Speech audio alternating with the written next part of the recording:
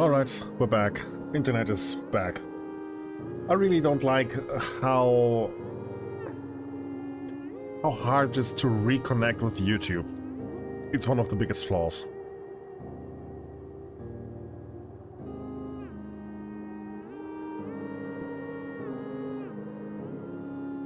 Alright, let's just wait for people to roll back in.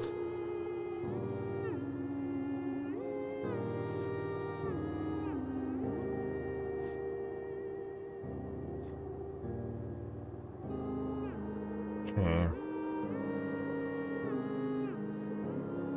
Alright.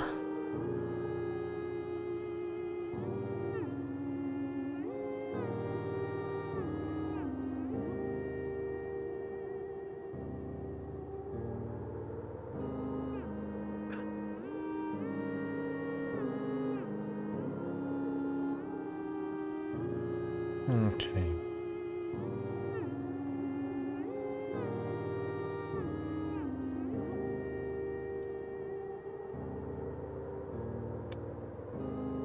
Just see... Yeah, hey Aisu, we're back, indeed. Just seems like...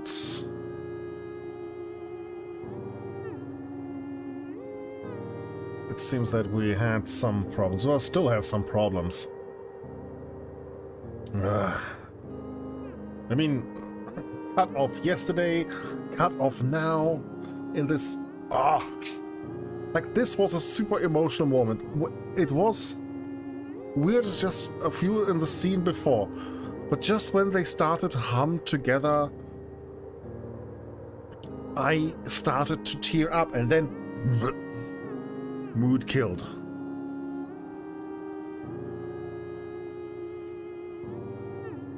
Okay.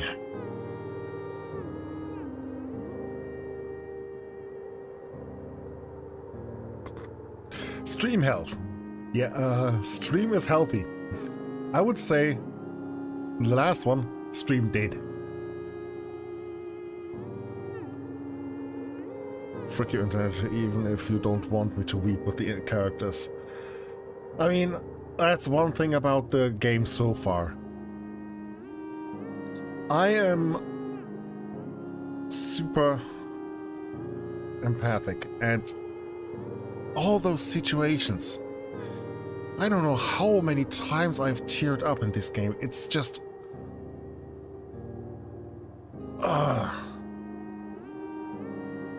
The game throws you equal punches of what the fuck in your face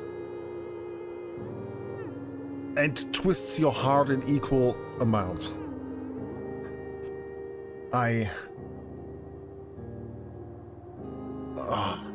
It's just...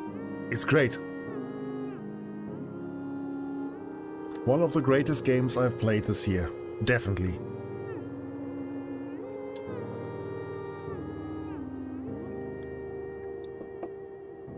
Okay. I think we can resume now.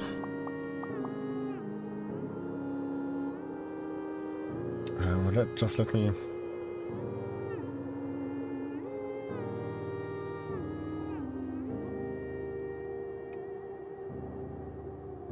There we go. Alright, we will continue now. We will continue now.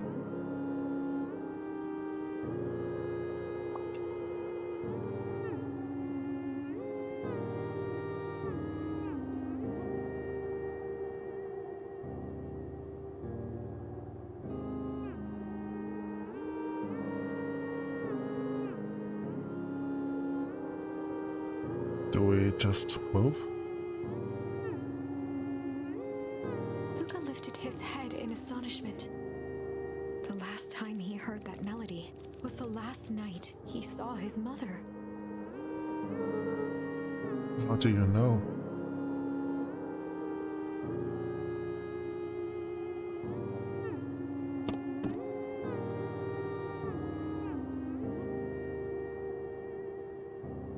Oh my god.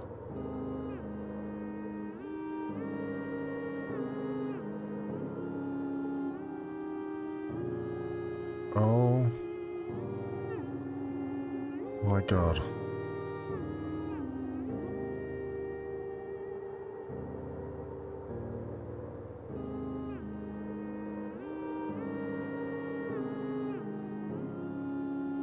How do you know? I'm so sorry, my little buckaroo. Buckaroo. The only people who call me that are my dad and your mother. Luca blinked through blurry, watery eyes, trying to see more clearly. He could just make out the impression of a familiar face. That's why Grandma was dead in the registry. Grandma was dead.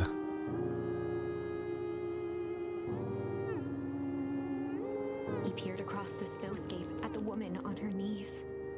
Something about her was undeniably his mother. Only smaller, older, changed. Mom? That's right, buckaroo. Mom! Lucas sprinted as fast as he could toward his mother.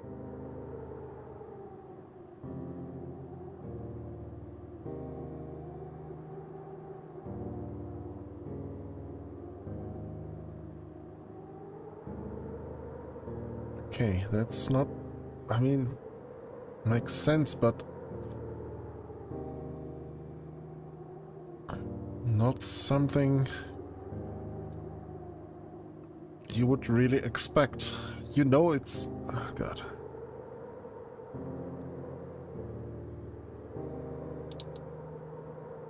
Lucas sprinted as fast as he could towards his mother. They held each other close, and the cold retreated from their bodies. Eleanor? I thought you were... gone?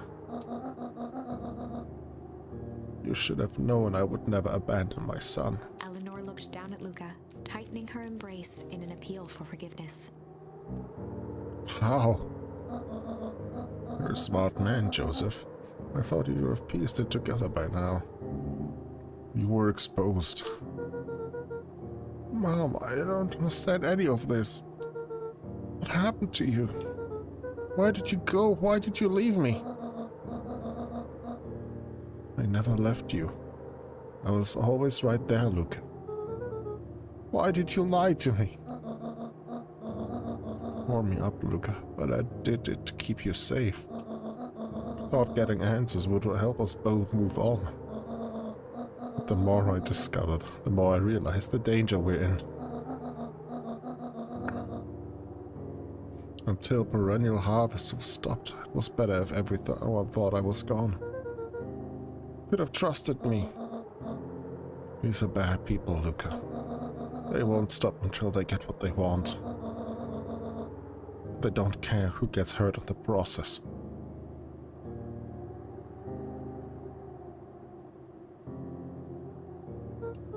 Then what do we do?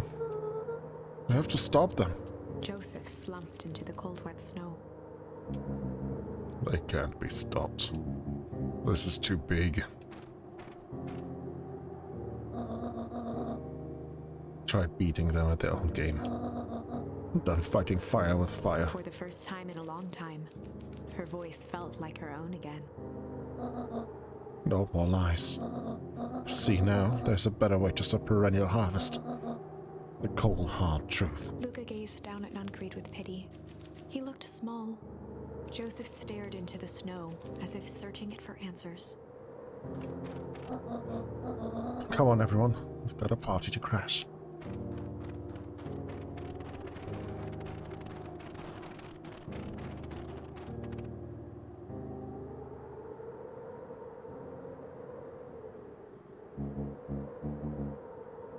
You don't understand. He always wins.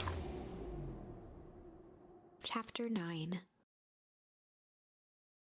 The Devil You Know. 7 months ago, Eleanor Van Horn crept down the maze of sterile hallways under perennial harvest. She stopped in front of the large steel door marked Deep Engineering. No turning back now. She raised a trembling hand. The stolen keycard worked as promised, and the door bust open with mechanical efficiency. She was immediately hit with the smell of disinfectant.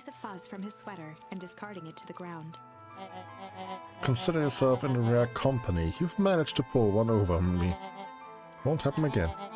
I knew you had some sort of plan to disrupt our little party.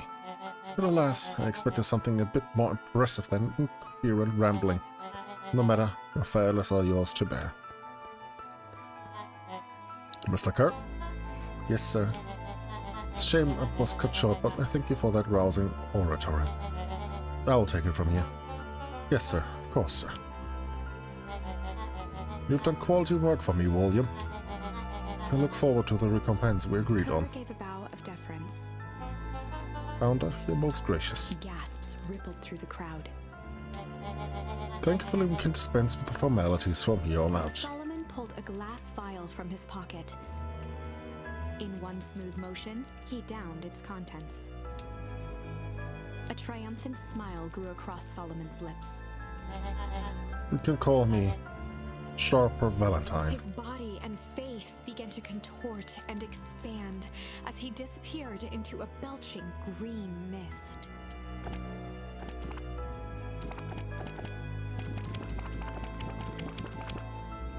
A hushed horror.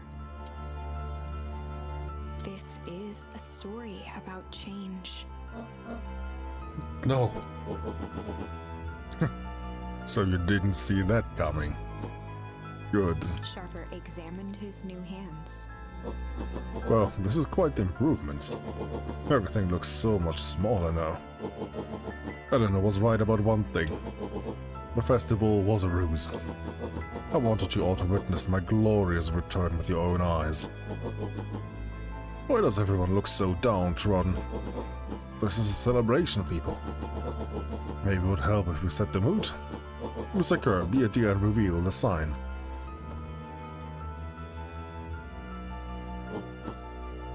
Oh, wonderful. Sharper choked out a crude squawk of a laugh. Frustrated grumbles sprinkled through the crowd. Sharper, you malicious bastard. Malice. I'm glad you're back so I can tell your face. You destroyed this town. We ain't gonna let you get away with it again. Sir, this is not the time for audience participation. Some assistance, Mr. Kerr? William Kerr gave a subtle nod to the clipboards. You coward. Does anyone else have something to contribute? Helpless quiet settled over the crowd. Thought so. Did you all truly believe you could be free of me? A town of complete and utter fools. People should be celebrating my return. You're clearly lost without me. And that leads me nicely to my children. Daddy? I gave you both the greatest gift a parent can give. The opportunity to prove yourself in my absence. Squandered. To say I'm disappointed would be an understatement. But Silence, Augustus, an adult is speaking. I don't know which is worse, a son who's completely hopeless, or a daughter with such potential who inevitably lets me down. Eris, you fail me with admirable consistency. Thankfully I was counting on it this time. Father, I have been wasting time, my dear. What have you accomplished? I was focused on cementing our legacy. Legacy? Who needs a legacy when you can just live forever? But what about... It's alright, kiddo. I'm afraid you suffer from complete lack of imagination. There's no help, just no helping it. Now then, where's Joseph? You didn't take the opportunity to slip off, did you? Ah, there he is. Everyone should give him a hand. None of this would have been possible without Joseph. I think you said enough. Nonsense. The people deserve to know how helpful and loyal you have been. I only did what I did because you had left me no choice. You always had a choice, Joseph. You were simply too weak to take it. No matter. Cheer up. You're about to be rich beyond your wildest dreams. I should follow Mr. Kerr's example. When I found him, he was in a sorrier state than any of you. an aging actor desperate to recapture his youth. He played his part, and soon he'll be able to play the leading man again. Forever, in fact, if he remains loyal. That goes for all of you. Well, those who haven't already frittered away my goodwill. Beacon Pines is mine again.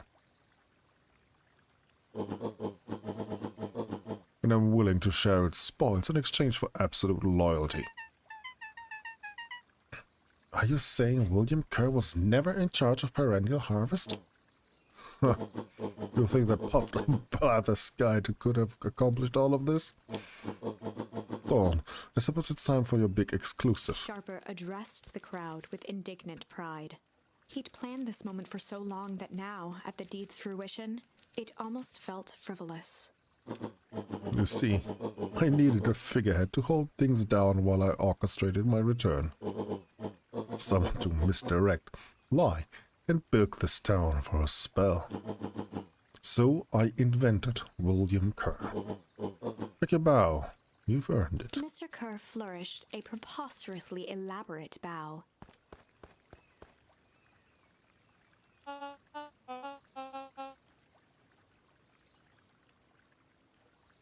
Oh my god, that's the guy we read in the book.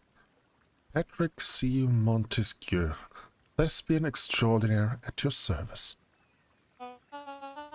Founder, I just want to thank you again for this opportunity. I truly was the role of my lifetime. Wait, so this Bill Kerr was Pat C. the whole time? Now that the secret is out in the open, what's to stop this town from rising up against you? Oh, that's the delicious part. Beer. Thanks to our clipboards, I know what each and every person of this town fears most. And I'll make those fears manifest for anyone who steps out of line. The choice is simple. I'm not afraid of you. The young hero. I've kept a keen eye on you, boy. You and your friends made a habit of disrupting my plans. What a pity. If things would have gone a bit differently, but I've had your moment of triumph. But that's fate for you. You can't do this. Oh, but I can. I have won. Never underestimate what a great man can do given time. And now, time is my plaything. Perhaps the most expensive thing I've ever bought, but well worth it. Sharper coughed up one final laugh and cracked his knuckles. Enough chit-chat. Let's get to work, shall we? And so, Sharper set about remaking the town in his own image. The fertilizer factory soon reopened for business. Sales rose steadily as more and more farmers across the countryside began to swear by its miraculous properties. Beacon Pines became famous. A secretive town that, for the right price, shared its gifts with all. Gifts that became more and more necessary in a world where winters grew longer and longer. The end. Yeah, it's slowly sucking the energy out of the world. This is wrong, but things are becoming clearer now. You can feel it, right? We can't let Sharper win. He might just be the key to this whole thing. Let's see. There was... Okay, we can try Malice there.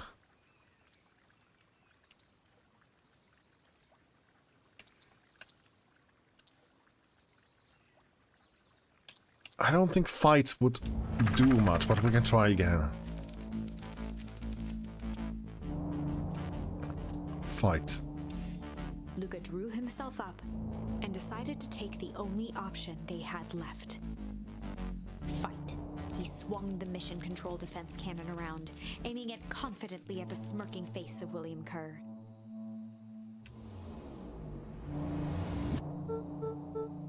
Hey, Mr. Kerr. Luca summoned his most insolent demeanor.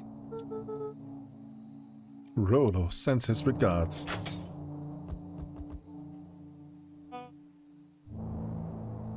Hey. That was uncalled for, more than a little rude. Just plain unsanitary. I really did think we were good pals. What a shame that it's come to this. Turned his back on the two boys. And With this. a nonchalant wave of the hand. As the clipboards began to slowly advance on the treehouse, Luca looked to Iggy, and that escalated quickly. Well, let's try Malice. There was a malice lurking behind those eyes. There was a malice lurking behind those eyes. Like a trap ready to spring. We have to get away from Felt the weight of Nunca's Joseph. hand on his shoulder. Something wasn't right. He didn't know why, but something was telling Luca to get out of there. Just this ought to be over. Sure, we're all workouts. Should be going. Told Roxy to check for a roller at the treehouse. Luca twisted free of Nuncreed's grasp. Of course. Luca, you know your dad and I were good friends back in the day. You can come to me with anything. Anything at all.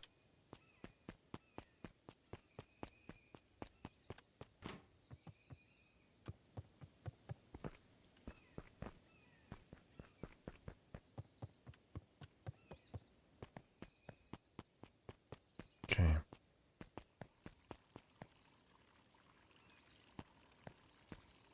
Sharper.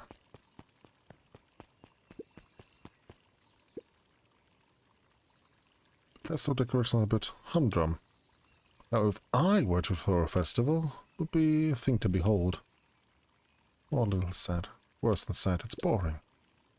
What if we did a little things to spice... What if we did something to spice things up? Well, is the festival time to be waiting to be unveiled? Be a shame if someone... Scurried off, eager. Okay, we saw on the other timeline that they did something with it.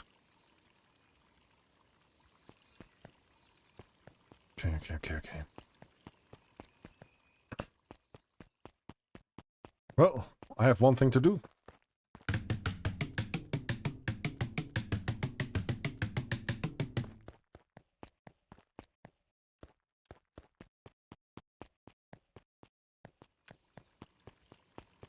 Slap it good.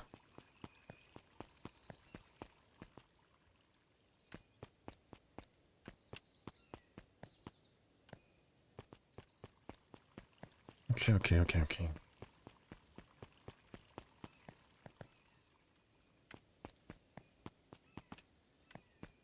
Can't talk to Dawn.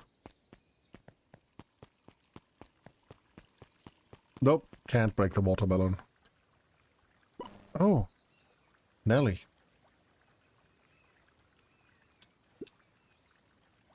Nelly Modewell. I work here now. I'm unable to locate you on your staff role. Oh, I don't officially start until tomorrow. Zuko said I could come in early tonight to get a few things done. Clearance authorized. Thank you. Our harvest awaits. Suspicious. Whoa! Getting a wrench to the knuckles sneaking up on a guy like that. Don't scare a man while he's junking, sonny. Evening, Jeff. It's kinda late to be junking. Might as well ask the same thing for you. But anything good? Ever since Perry and Harvest moved in, the junk is trash. You learn a lot about a person by looking at what they throw away. This bunch is all shredder paper and coffee cups. Didn't see nothing if you didn't see nothing. Exactly. Jeff?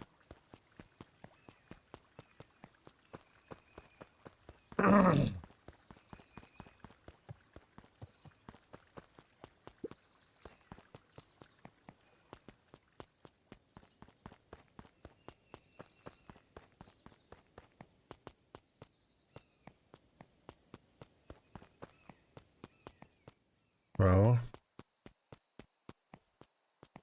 we know he isn't here.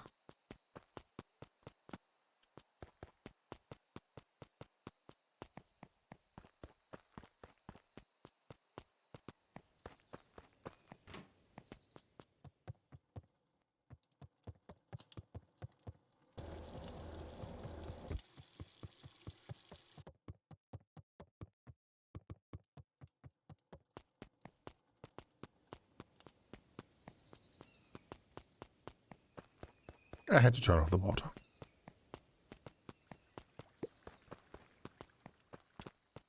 Wait, maybe we have new... Oh, yeah. Luca wrapped some tape around the hook. Hey, you never know.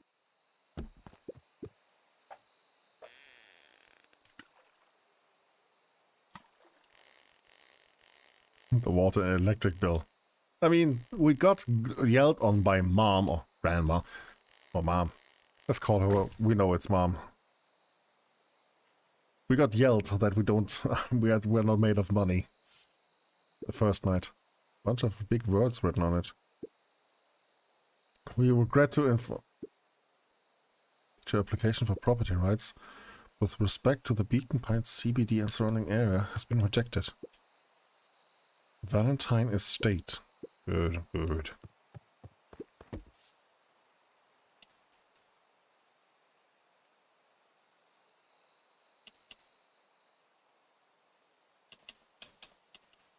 Let's... Luca placed a sinker on the line. Sometimes the best stuff is at the bottom of the pond.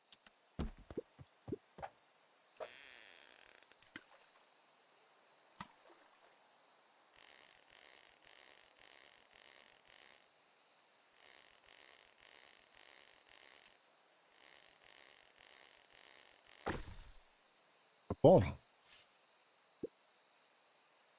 Malice 80 proof whiskey. Hard liquor for a hard man. Best leave that be. Takes a real piece of work to leave something like that lying around. Let's get Luca crooked. tied a bent nail onto the line. If all you have is a hammer...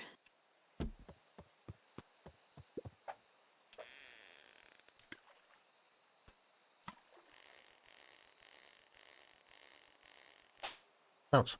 I was sorry, I was focused on why it is switched to... Oh, there we go.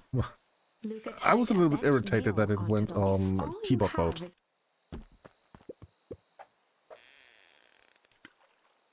I don't know if those are hints or lore.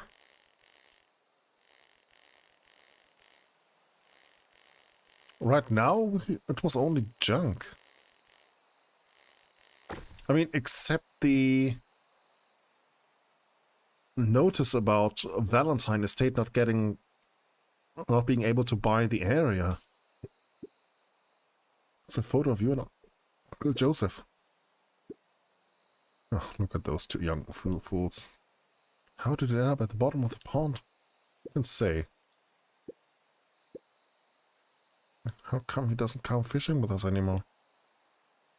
Now he's busy with his new job at Valentine's. What's a new job got to do with him fishing with us? Yeah. Luca wrapped a twig of thyme around the hook. Some fish have refined taste.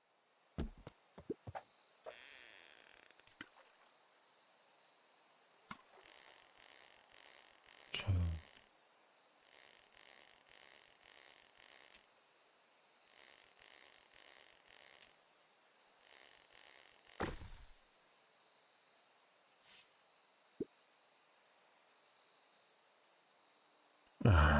We used time.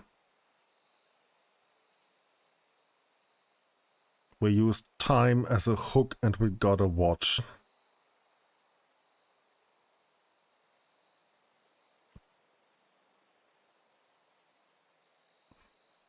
And the thing that it's property of Sharper Valentine is even more amusing. If he had his way, property of Sharper Valentine. We've written up anything in this town. He may not even want it back. That man's got a contentious relationship with time.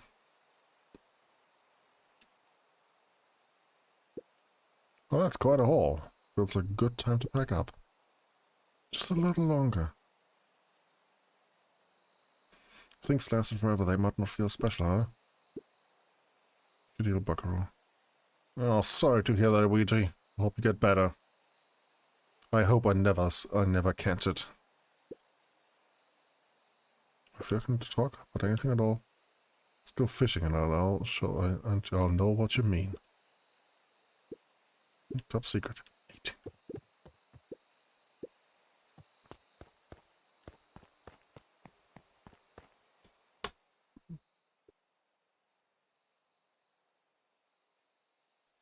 All right. Let's go to the treehouse.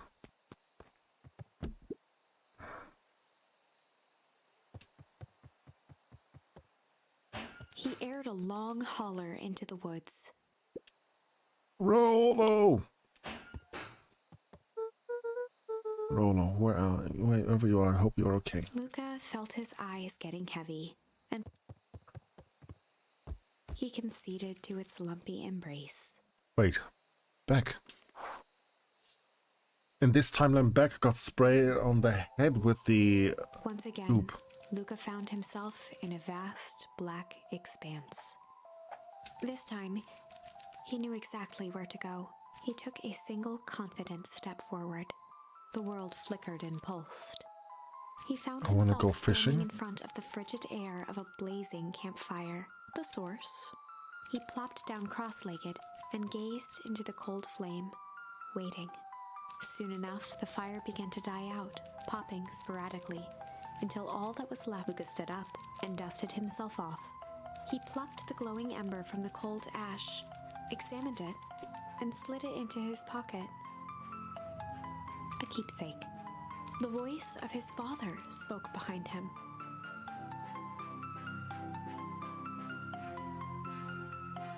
You made me proud, Buckaroo. Luca turned to face him. Dad, what is this place? A warm grin grew across his father's face. A place where everything that has been and everything that could be all wait together. Luca found himself staring at his father's face, trying as hard as he could to memorize every single detail. Wait? For what? Another voice spoke out as Luca's doppelganger stepped forward. That's up to you. Without knowing why, Luca began to weep. Is any of this real? Or Luca's father bent down to smudge away a tear. Of course. I'm as real as the part of you that misses me. Luca turned to look at the older version of himself. And you? The doppelganger choked back tears. I'm as real as the part of you that's angry he's gone. Does that make sense? Through his tears, Luca laughed. I think so. His father pulled him in for an embrace. Time to go, Buckaroo. Man. Luca was startled from his dream by a banging on the floor. Are you in A there? commanding voice rumbled from... Just as Luca sprang to lock the entry hatch. Chapter 5. Dangers big and small. Luca stumbled back. He heard the rope ladder keeping his eyes fixed on the hatch as his hand grasped the door handle. A large figure clumsily...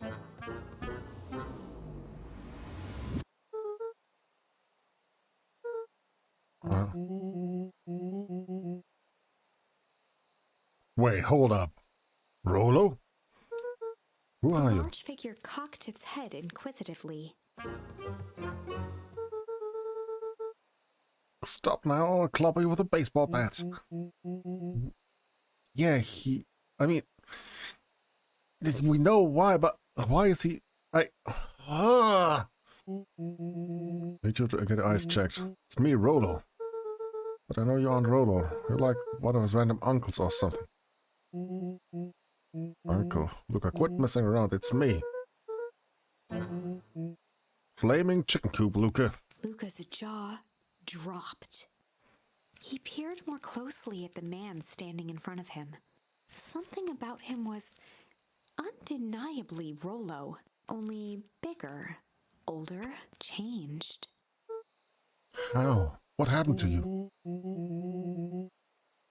When I was running away, I ran into more people with those yellow suits. They grabbed me and dragged me away.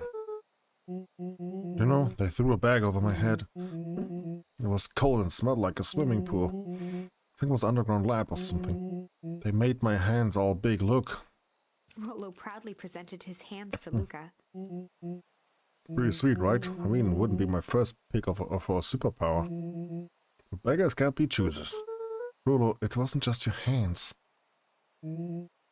My feet too? Dang, Pa just made me new shoes.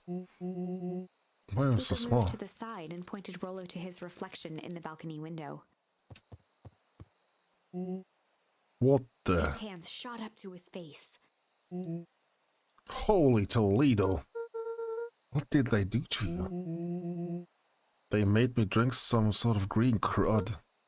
Ew. She wasn't too bad. It kinda tastes like licorice. Oh my god. Sorta smashed open my cage and escaped. Kinda. At least I think I did. It's a small bit of a blur. I could do this too, but we're gonna fix it.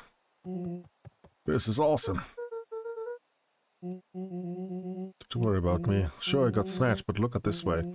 I got snatched. I know where snatched people go. We may finally have a lead on what happened to your family. Maybe you're right, but this all seems dangerous. Danger. Ha. Rolo shadowboxed a few jabs. I'm gonna take them all on. Considering that when Rolo was bodily our age, he knocked out an adult.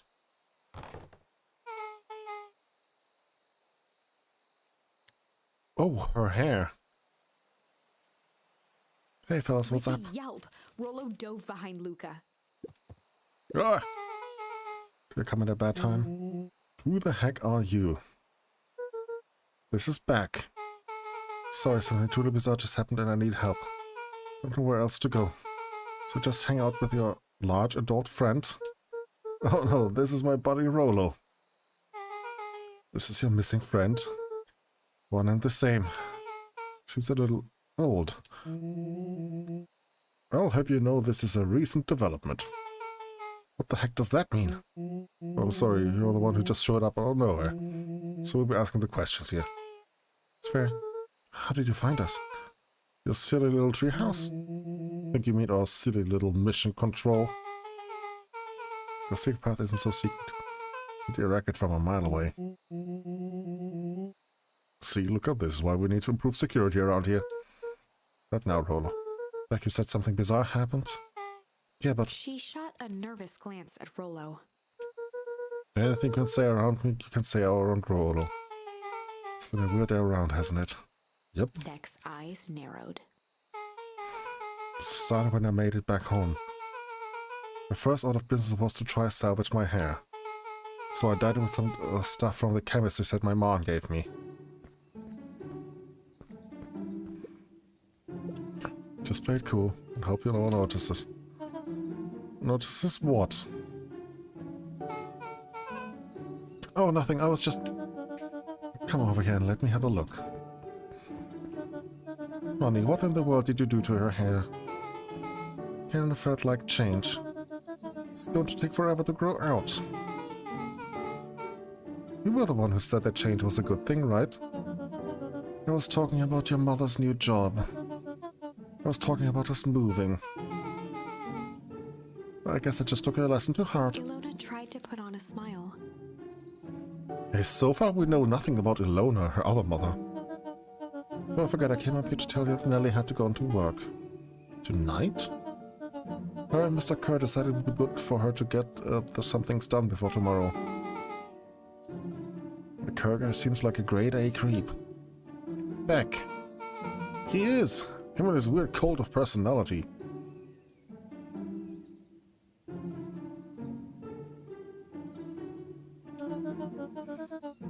I'm not going to ruin this job for Nellie. It means too much to her.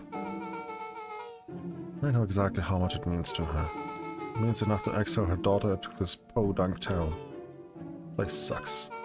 People are weird. Just don't know them yet. It's always cold. We're in the mountains, you'll get used to it.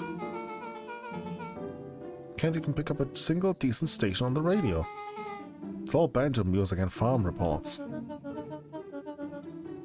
You know, I grew up in a town not that different from this one. Is that why you're better at talking to plants than people?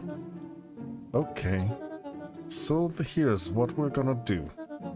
First of all, you're grounded. What? In the morning, I'll have Nelly come and see what we can do about fixing your hair. You'll need to look presentable for the festival. But not another peep. She sighed, and after a moment, looked down at Beck sympathetically. I know moving is hard, honey. But that doesn't mean you have to make yourself miserable all the time.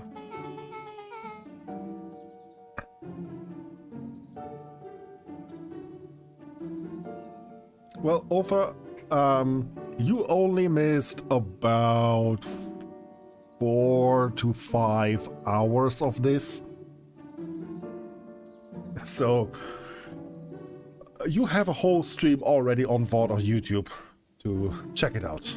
I'll make that public later. But yeah, this is a wild ride. Other people seem to have that covered for me. Oh, and if you decide to rebel by dyeing your hair more... She flashed a sly grin and tousled Beck's hair. I'll just have to shave it off for you.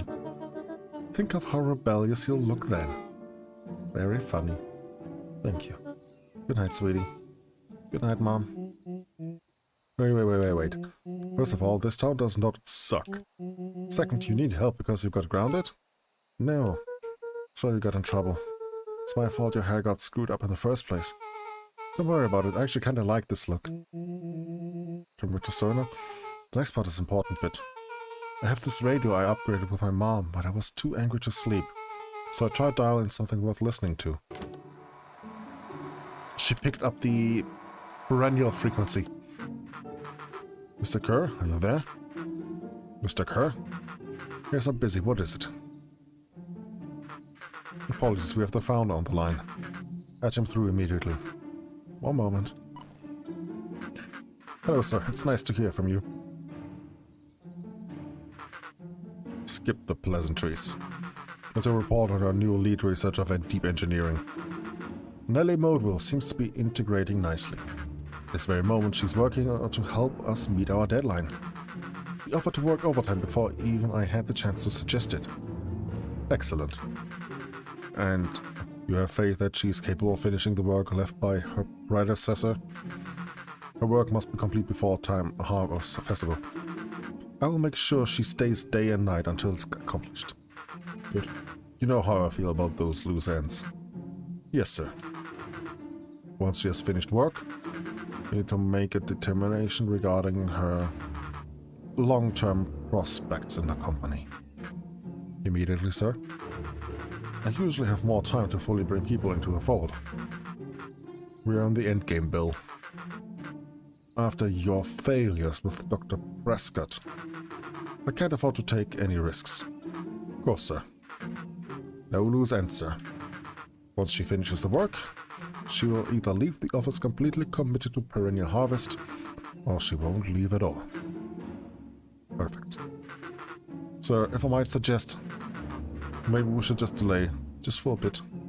Oh. It's just, we seem to be rushing to hit this festival deadline. And rushing into things has caused some issues in the past. I see. Please understand that is just what's best for you. I'm eternally grateful for all that you've done for me. Bill, I'll make this very clear for you. I brought you into the things brought you in to make things run smoothly, not to have opinions. Of course, sir. Chin up, Bill. You're only a few days away from having everything you ever dreamed of. Yes, sir. Thank you, sir. Whoa. Yeah. Just so we're clear, when they said loose ends, they are talking about murder, right? You're actually killing someone. Capital murder. Gave Rollo a quick elbow to the ribs. Who's this founder? I was hoping you guys would know. As for no Kerr is a top banana at perennial harvest.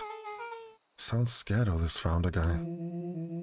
So we have an even topper banana on the field. What the hell's my mom caught up in? Has she talked about the job much? Not really. She said she was going to come in and continue the work of someone she respected. Luca, do you think that body at the warehouse was the person Beck's mom came to replace? That would make sense. Beck, it seems like Nellie's predecessor got loose-ended. Getting that impression. Okay, so we need to get your mom out of there before festival happens. It's 2 days away. Won't she just come home after work? The creep on the radio said they were going to hold her there until then. So if she's not coming out, then we gotta get in and get her. Beck flicked a large sheet of paper out of her pocket and slammed it on the floor. Maybe this'll help. Blueprints? Well, it's just a welcome map from my mom's PH orientation day. But it shows the layout. Sure looks like blueprints to me. Look, there's the reception area. There's a big room marked Founder's Office. Even has all the exits marked. Guys. We have a deadline. We have an objective. We have blueprints. You realize what this is, right? Rolo started to wiggle with excitement. Oh, Rolo. I think we're heisting. It's officially a heist. Ah, Rolo. Chapter 6. This is... The heist. They spent the night's end huddled around that small map, formulating a plan to infiltrate the headquarters. It would be no small feat. A modern facility equipped with all manner of technology. Not to mention the swarm of clipboards that would most certainly be scattered throughout. Yeah. By the time the sun began to peek through the car window used as a makeshift balcony door, all were in agreement. This could just work. Alright. The final day before the festival would be used to prepare. They'd need to pool every resource at their disposal, pull every favor with a thread. Even enlist some unsavory characters around town with important tasks only they were suited for. Luckily, there was enough ill will and mistrust toward Perennial Harvest that alliances could be found at a bargain. Oh, I'm listening.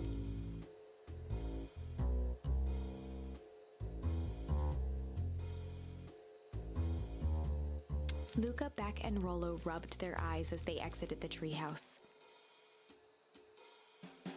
They hadn't slept at all that night. There was no time. The festival was to begin in 1 day, and they each had their assignments. Okay. Alright, quick recap. Rolo, you're gonna talk to Roxy. Cordially. Without her and Fitz, this whole thing could go bust. Me, Cordial is my middle name.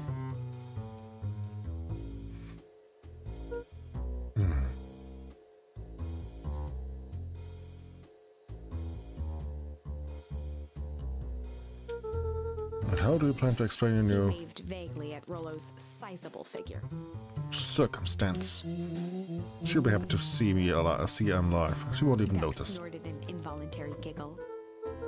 Beck, sure Ilona won't just shoot this whole thing down when she hears it? She'll listen. Once she understands the danger Nellie is in, the danger we're all in, the plan will make sense.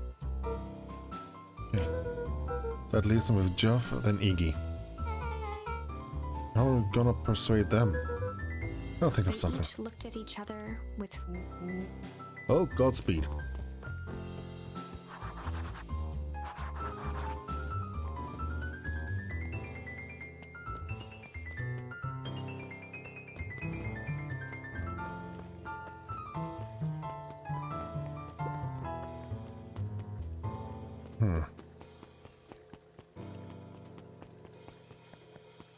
No, not talking to you.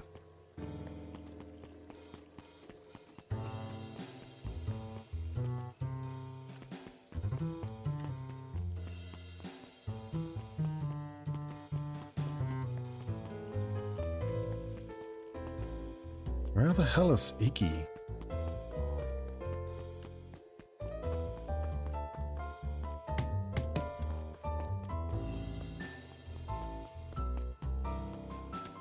You know, just for good luck. Hey, Dawn, Dawn.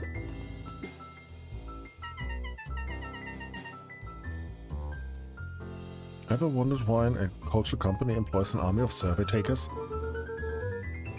Clipboards, they're just trying to make us happy.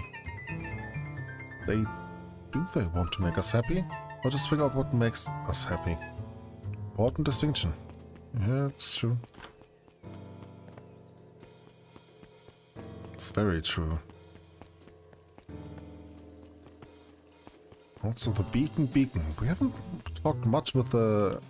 A bit much. Jeff. Hey, Jeff. What can I do you for? I know how much you hate perennial harvest. Hate is a strong word. So, I mean, I didn't say it was a wrong word. Gotcha.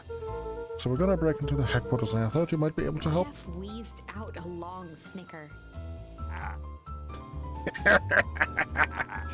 See, I knew you kids were right. Okay, so you'll help? Joy in Jeff's face drained instantly. Not a chance. But give me one good reason I should risk my hide eating and abetting your rascals. Looking into the sullen eyes of his would-be accomplice, Luca blurted out the first word that...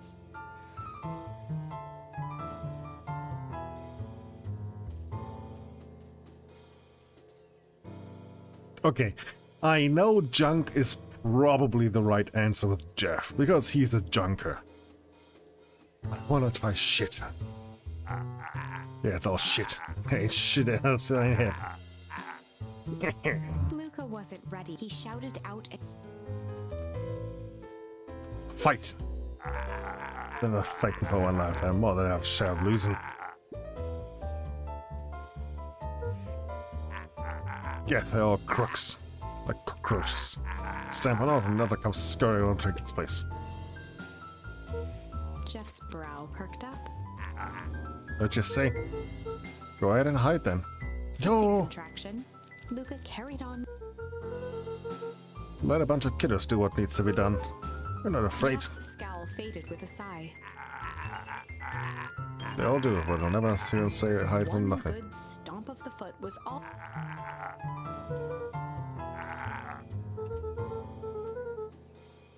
That crate should come in handy. 5 bags of sour gobs should cover it. Luca offered out his open hand with a firm and dusty grip. Jeff reciprocated. Okay, it wasn't junk.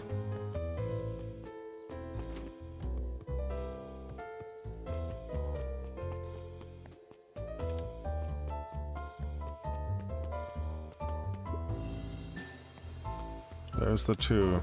Can I?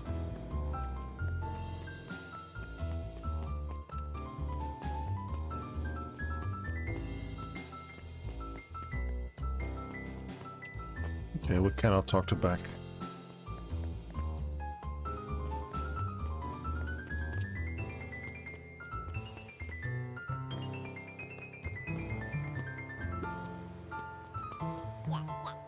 Hey Tish, look who it is. Look here to try and tickle us to death again. Look, just hear me out. Iggy raised an eyebrow suspiciously. We're listening. Biggie, I know we've both been giant bags of... shit. But malice. Malice to each other. Malice. Guys, smart word thinking is impressing us. Luca knew they'd need it. He tried again. Iggy gave a reluctant shrug. You're not wrong. But lately I've had some kinda...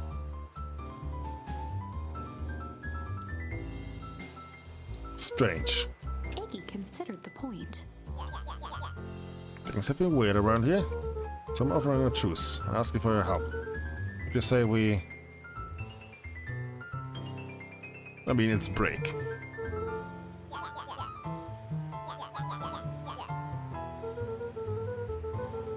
Truce and break stuff. Go on. I need you to cause distraction so I can sneak into Perennial Harvest HQ. A wild-eyed grin spread across Iggy's face. Okay. My Luca Van Horn, I'm impressed. Maybe your Tish can come hang out at the treehouse sometime. Iggy glanced over to Tish, who nodded in agreement. Fine. But not because I want to see a crappy treehouse. Oh, you do want. You'd like to cause With chaos. a quick nod, Luca was off. Did you hear that, Trish? Iggy gazed up at Tish with a smile. He invited us to hang out at the treehouse. A single tear ran down Tish's cheek.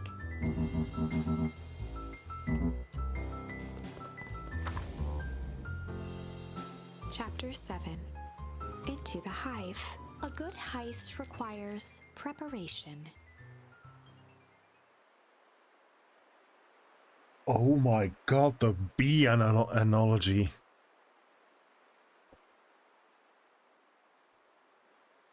No, it makes sense. And thorough preparation takes time, something they had precious little of.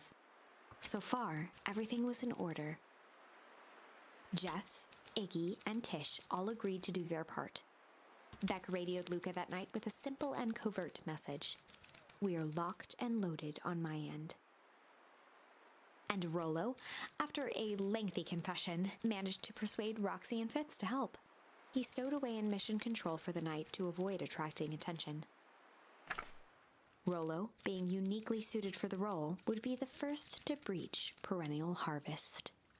The outfit provided by Jeff wasn't perfect, but a convincing disguise is 10% wardrobe, 90% confidence. And we have learned Rolo is a freaking good actor. Rollo took a few vigorous breaths and shook out his arms. Stay calm, Rolo. You can do this.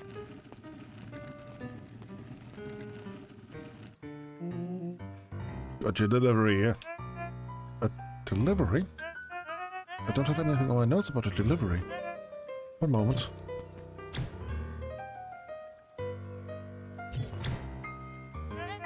So sorry, but there's no delivery scheduled for this morning.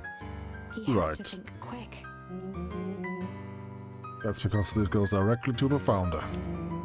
He asked that it be kept secret. Rollo sighed, adjusting his tool belt. You know how the founder can be. Suppose we can leave this one off the records.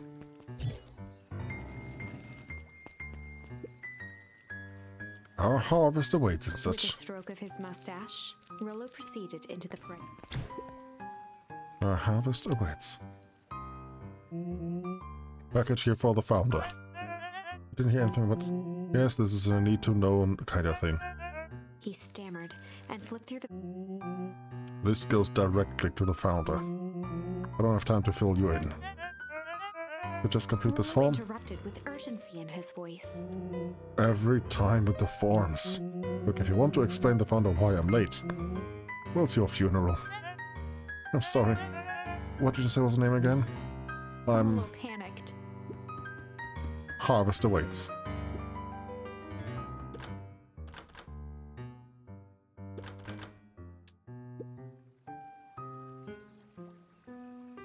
The candle? Yep. Perennial ham fist. The distraction was enough for Rollo. Got a job to do. Fumbled around in a... Check out that noise. Come on. Just buzz me in already.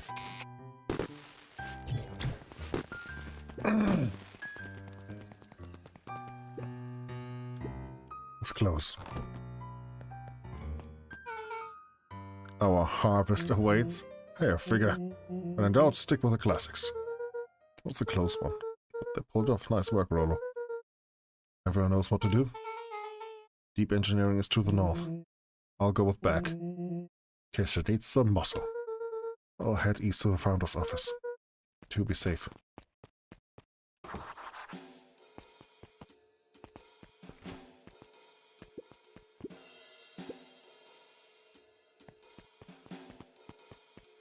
Not even any cups.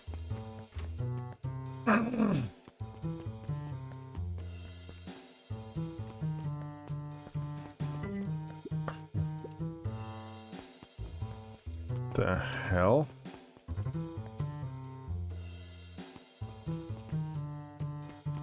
Calga, then you missed the actual plot twist. We know who the founder is.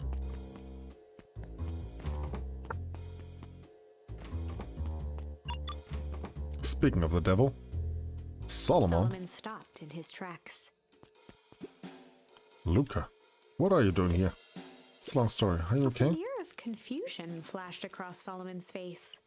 His words rushed out dramatically. No, I'm most certainly not okay. Some strange people grabbed me and... Are they hazmat suits? Yes, how did you know?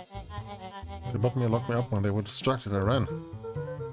Solomon's facade briefly faltered. We? Yeah, roll on back. I headed to deep engineering. Thank heavens you found me. Gotta get out of here. Can't just leave yet. That catches us again. Gotta do something first. When you were running, did you happen to see a door named Founder? Why are you looking for him? I'm not. I just need to get into that office. Luca happened to notice a plaque above the door.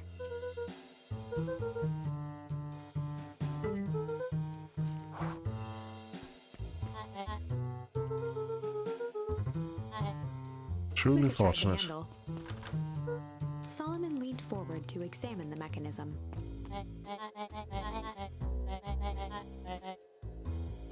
Luca smiled and looked at his... Let's just wait a minute.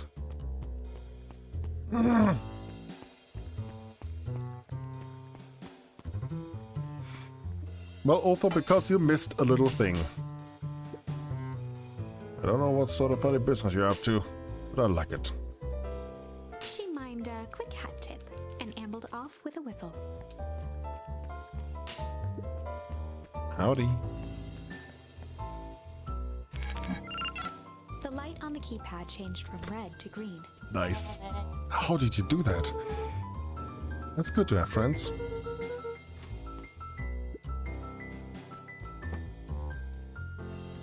Luca switched on his walkie-talkie. Expected there's a control panel. Door mark 24601. What is not catches? We should get out of here. Leave my friend Solomon. On the computer screen, a green cursor blinked in a...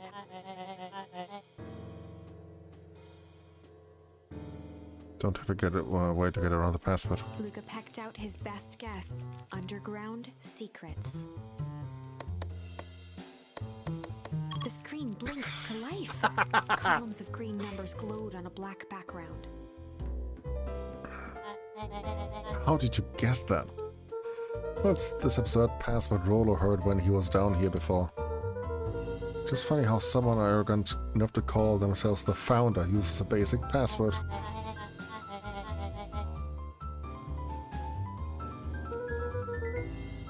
Villain types always end up outsmarting themselves. Solomon's jaw clenched into a half smile.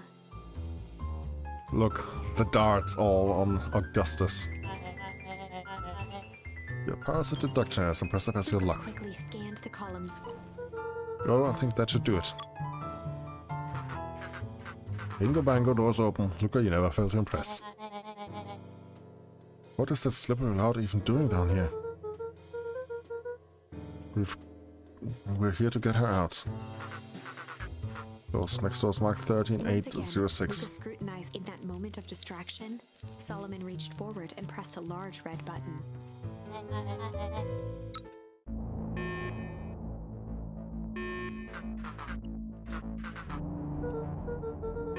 He quickly skimmed the screen with...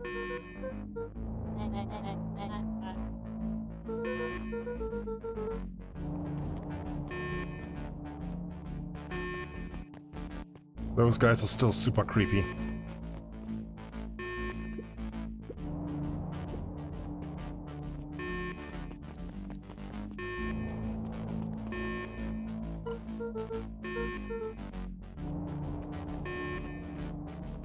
Mr. Kerr approached with a sneer and spoke.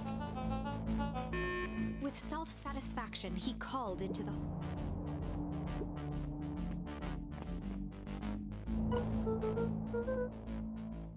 Rolo?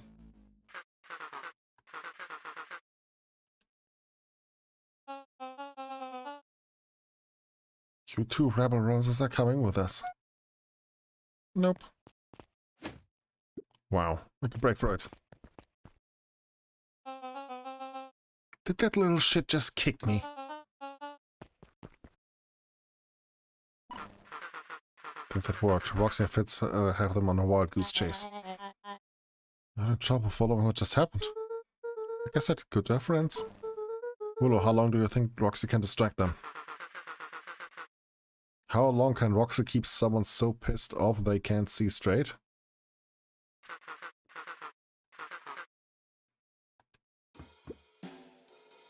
Mom. Honey, what did you do to your hair? I thought you'd be happy I finally used the young chemist's lab kit. Sure have a knack for making me incredibly proud in the most frustrating ways. We need you to get out of here. Me? Who is your adult friend? I'm not an adult. Ever heard of a growth spurt? I had more of a growth skew. No, that's not possible. Nellie leaned over to examine his teeth. Substantial banding on the enamel of the molars consistent with Temple's liquamine exposure. Is that what you call the gunk they forced me to drink? You drank it? Oh no. They told me it's all being tested on plants. Oh, Bex, really, I promise I didn't know. Man, what the hell is going on in this place? Was brought here to work on the discovery of a lifetime. A novel chemical compound that was discovered under Beacon Pines in a wellspring they called the Source. They named it Tempus Liquamine. It pulls energy from its surroundings in order to fundamentally alter matter's relationship to time. It was the secret of Valentine's fertilizer. They harvested the source, infused small amounts of Tempus Liquamine into the product. It worked wonders, drastically accelerating plant growth. Crops could be ready to harvest in a fraction of the time. It led to complications. The foul harvest. Perennial Harvest came in to clean up the mess, to succeed where Valentine failed. But Tempus Liquamine is rebellious. You can think of it as a manifestation of change itself. It's volatile by its very nature. So the more you try to force it to do a specific thing, the more it resists, yes. My role was to finish off the work from predecessor, Dr. Prescott. Harnessing Tempus Liquamine to reliably manipulate an organism's age. Just imagine how many people we could feed. Mr. Kerr was very insistent that we achieve a successful result before today's festival. But you didn't, right? Sighed. You know how much I love a good puzzle. Worked myself into the problem. It wasn't long until I discovered oddities in Dr. Prescott's notes. Oddities? They contained obvious errors, mistakes that someone of his reputation could never make. So I fixed them and now I get to replace my entire wardrobe. I really am truly sorry. Meh, those clothes were all hand-me-downs anyway. Sounds like Dr. Prescott figured it out, got cold feet and intentionally sabotaged his own work.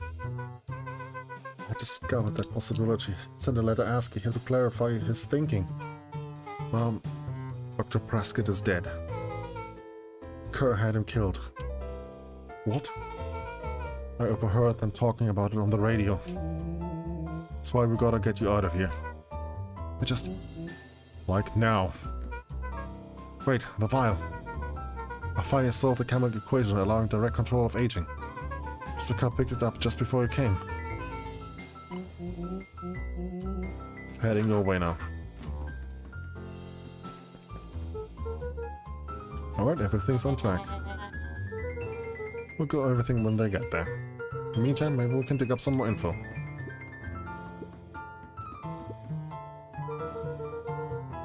So, don't need to worry about me. With a subtle, quivering lip, a smile crawled. Malice 80 proof whiskey. The same thing we found in the lake. Solomon muttered inaudibly. Shouldn't bother you right now.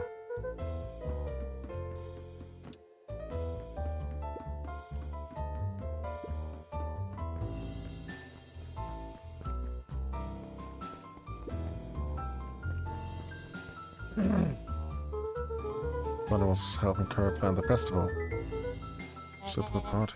What time will tell? Held his hand up to the... Still warm.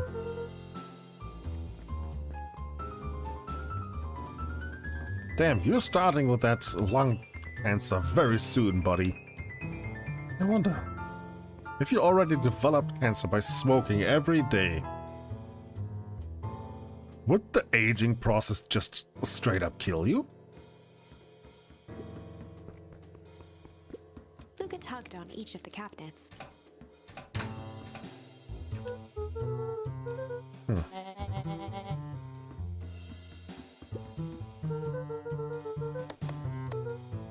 Security system, time card logs, payroll. No, for being evil, this guy sure is boring. Solomon once again muttered under his breath. Nothing. They heard the trampling of frantic footsteps from the hallway.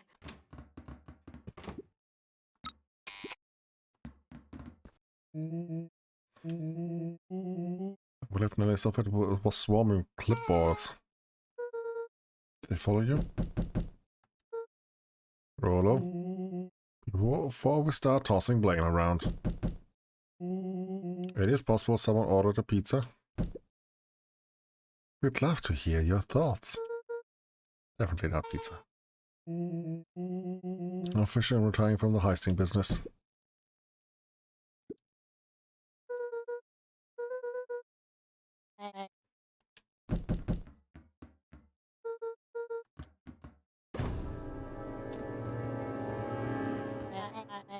The little caper has gone long enough.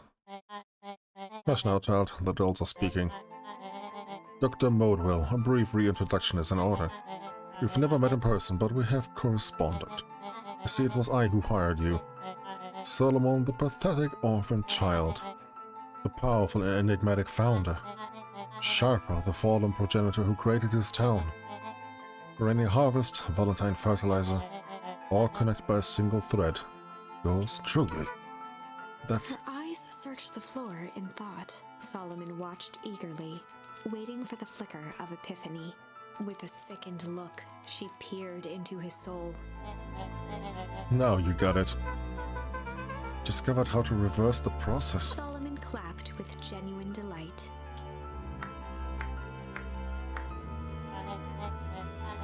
Very good. Though the discovery wasn't intentional. Solomon glanced down, examining his youthful form. And the effects were a little too far off for my tastes. That's why you needed me to finish Dr. Prescott's work. But you did admirably. Kerr presented it with a theatrical twirl of the hand. May I present you the eighth wonder of the... Finish, Rollo snatched. The stuff sounds pretty valuable. We've no idea what you have in your hand. Actually, we do. We just did a whole evil villain monologue thingy about it. Casually tossed the vial to Luca. Gosh, maybe I'll have a taste. Luca jiggled the vial mockingly.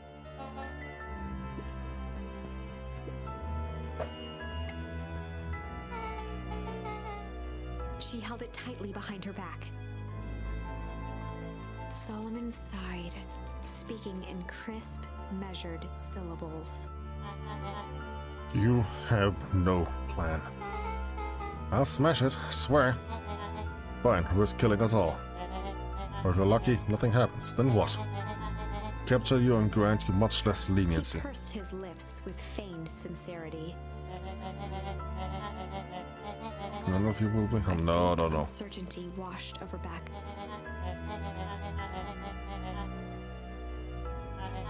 We both know there's only one way this ends. She looked to Nellie shakily. With a dispirited nod, Nellie sighed in defeat. Beck slowly approached Solomon. Beck, don't do it. With apprehension, Beck conceded. Solomon pocketed the vial and brushed off his shoulder with a sharp... Mr. Kerr, you've allowed yourself to be humiliated by a group of children. Report to my office tomorrow for a performance review. The blood drained from Kerr's face.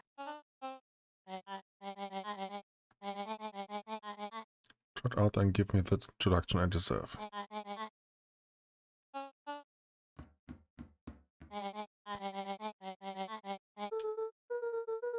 How is this all because of me? I said Mr. Von Horn, silly child. Dr. Walt Von Horn. Father was always a thorn on my side. I thought him an opportunity to be part of something great, but the fool was blinded by righteousness. He even broke into my laboratory in an attempt to sabotage my work. Solomon shook his head with gratification. But the universe has a funny way of correcting course. By meddling with a force we didn't understand, Walt showed me its true potential. As fate would have it, Luca, your father's dying act was to grant me eternal life. A muffled applause resonated faintly through the walls. Well, that's my cue. After festivities, my subsequent ascension, I will return to deal with you all.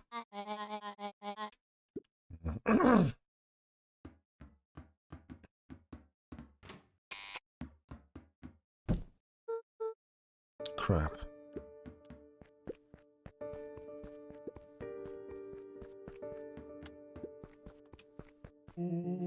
Can't believe Beck sold us out like that. Sure, she had other choice. So what now? What's the plan? Of course you do, you always have a plan. Otto. Just need some time. You're lost. Sleight of hand, yeah. Nellie was staring at the floor, deep. Sorry, Luca, give me a moment to calm my mind. Hey. Sorry, Luca. I did what I had to do. I know, it's just, we're so close. I got a feeling that eventually Solomon will get what's coming to him. Time wounds all heals.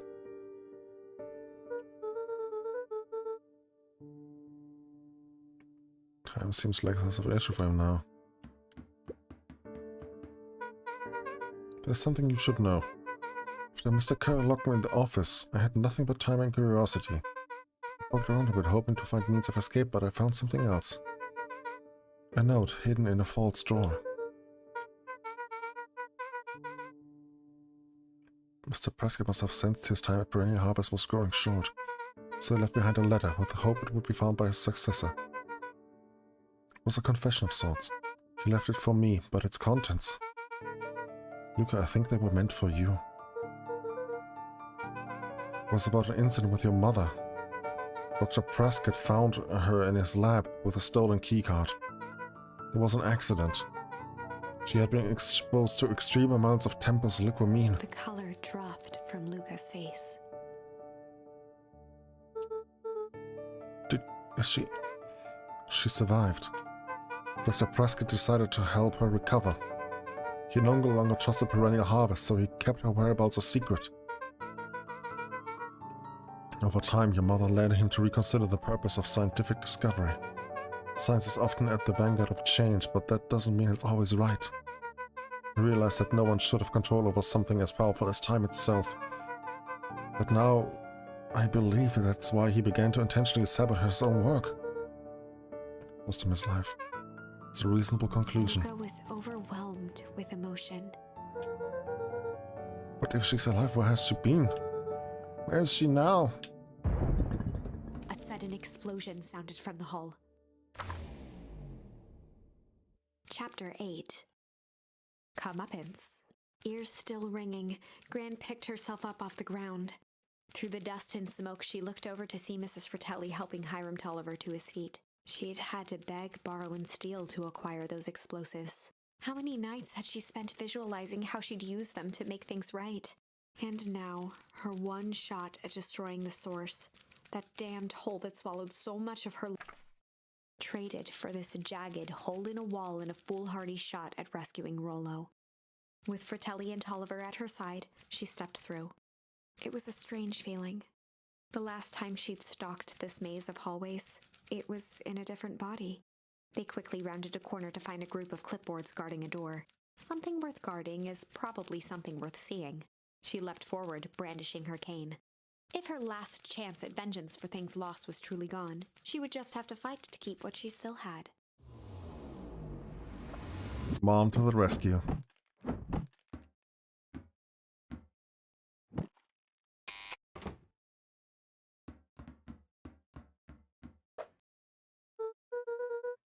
Ryan, what are you doing here? Luca, what are you doing here? We're here to save Nellie. We're here to save Rolo. Hey, Mrs. Lucas Gran. It's awful nice of you, but I'm fine. Oh no, what did they... Gran, there's no time to explain. We have to go now. Come on, everyone. We've got a party to crash. They made their way out from deep within Perennial Harvest, just as Solomon finished up his speech. Solomon pulled a glass vial from his pocket. We've got to stop him. In one smooth motion, he downed its contents. A triumphant smile grew across Solomon's lips. No. Wouldn't be so sure about that. She mixed it up. With a mischievous look, Beck elbowed Luca. Remember when I had the vial behind my back?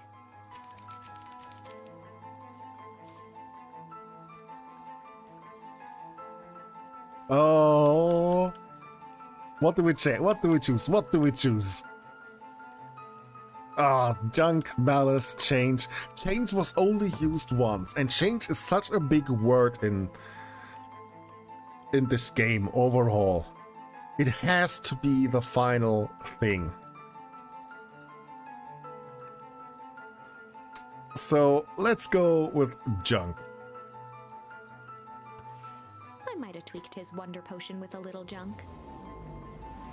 God, imagine him now just dying on the spot. I'd wait to see the look of face when he realizes the dragon. So, oh my god. Okay, let me just theorize. She put his cigar ash in. Luca noticed that it's still warm. From that, we learned that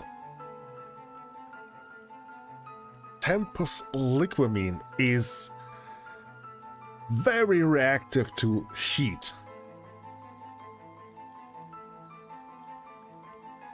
So, I think this will go horribly wrong.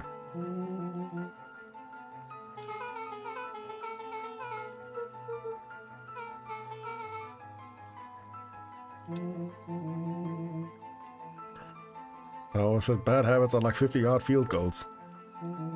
Hard to kick. His body and face began to contort. Okay, what happens now to him? Just a big head?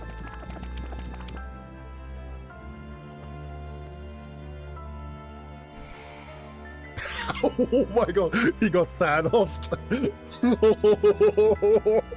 Holy shit.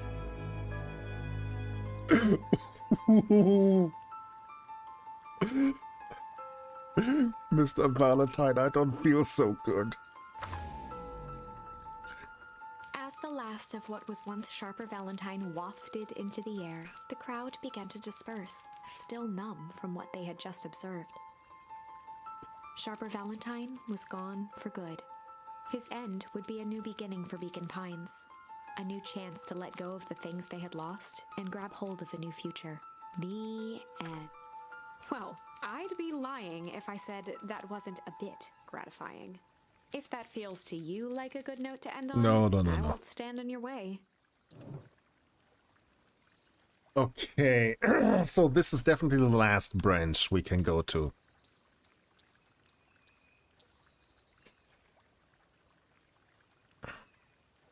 Yeah, Malice next.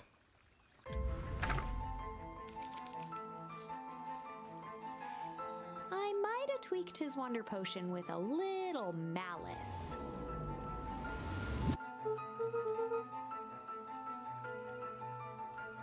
Oh, quite literally Malice. Dude had an unfinished glass on his desk. 80 proof whiskey.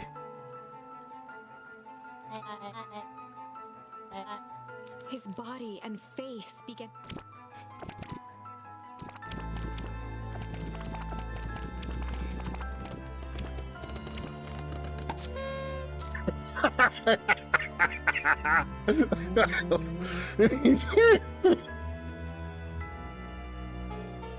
Okay.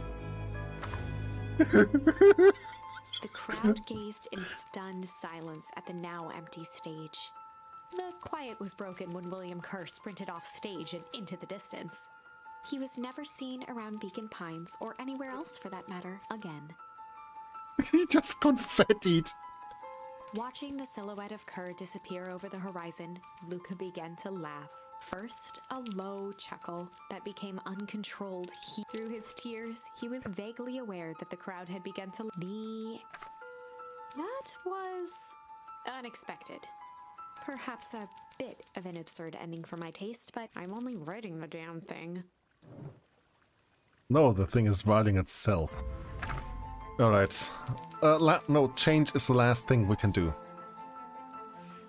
I might have tweaked his wonder potion with a little change. Like pocket change? Your unlucky penny. Okay, she always does the opposite of what the unlucky penny does, and if he wants to turn older, he's gonna turn himself into a baby. His body and face began to contort and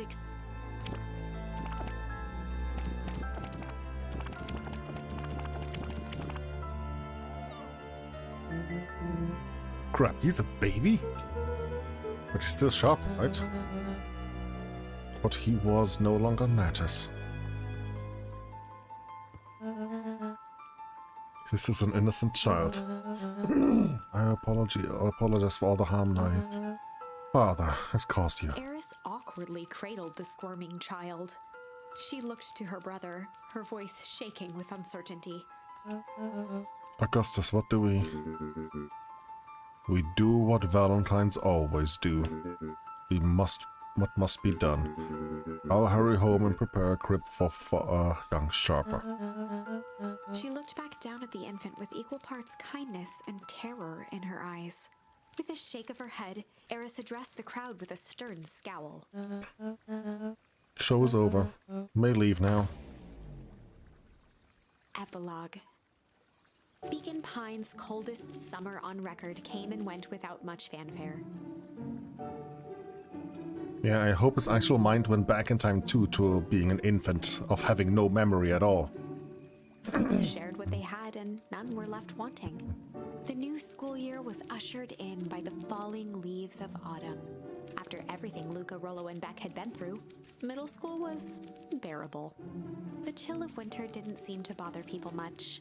They kindled a hope for a better future in their hearts. You know what I like about the text? That it's slightly crooked at the right. Like a page about to turn. When spring arrived, farmers planted their crops with a sense of joy and optimism. And as the dawn of the first day of summer came again, its light slowly spread through the shallow valley. Yeah, what about Rollo? It crept over the town square, across the river, past the neglected welcome sign, and came to rest, his mind at peace, knowing he is here for a reason. What about his mother? Couldn't they fix her?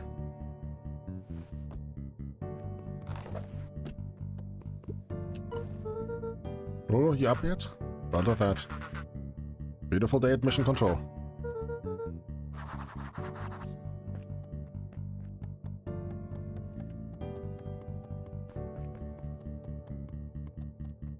We never saw what is in this room. Eleanor began moving Walt's old things out of the closet and into storage. Oh. Eleanor had moved back, and now that she wasn't sneaking out late, she even slept there most nights.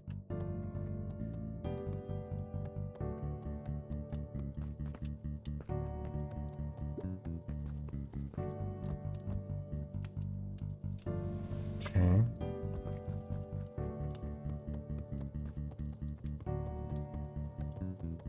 No, she's still old.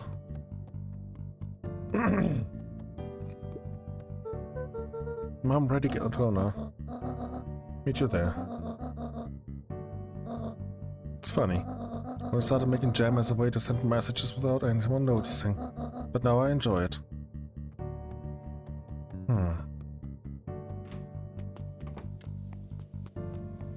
There's a book.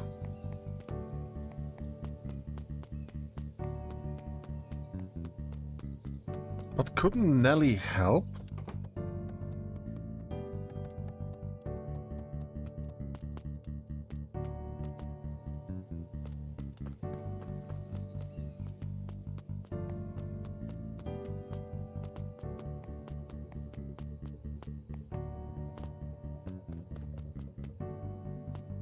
Because the grave...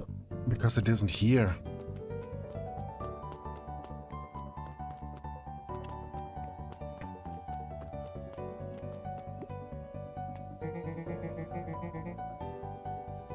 I hear you and Roller have big plans for that little treehouse. It started getting crowded after we evoked the max capacity, 1 Roller, 1 Luca rule. We decided to expand. At least we got some help with that. How's the internship at Nelly and Ilona's shop going? It's been great. Hope it helps me get into the School of Agriculture up at State. Also, Nelly said she'd write a letter of recommendation, which would be huge. Just can't help but worry about leaving Rolo. He's grown up so fast, but he's still my little brother. Yeah, he had a heck of a growth spurt. Don't just mean growth, literally. This morning he was up and finished his chores before I even had breakfast. Some of that might be his excitement about the Cryorus renovations.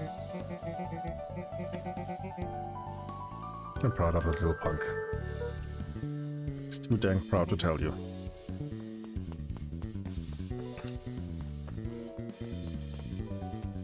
I like the music, as I said many times before.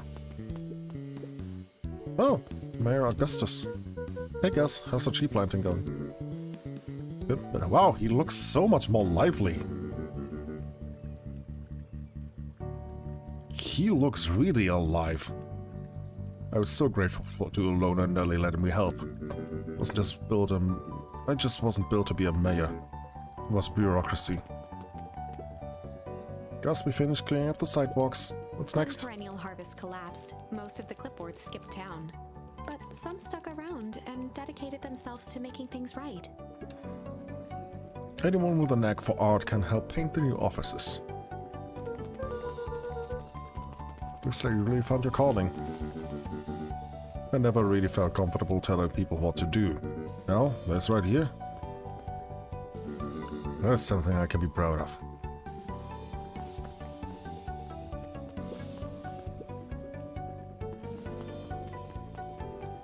Slow and dirty harvest. How's the napping this morning? The most underrated part of a good nap is the view. That view is getting greener every day.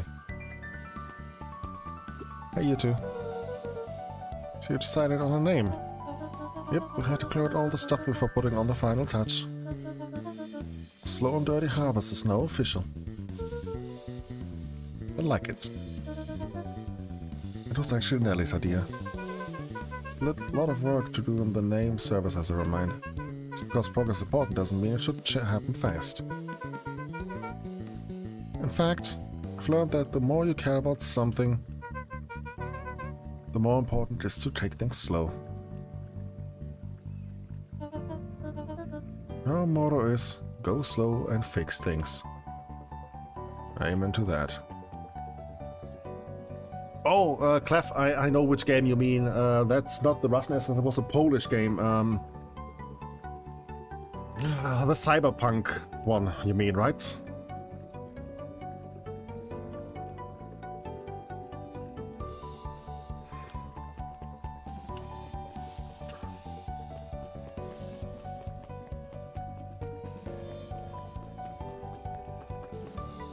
No, can't do anything.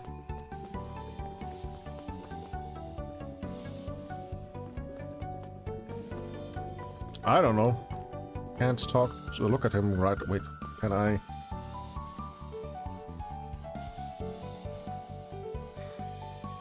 That's the best view we can get.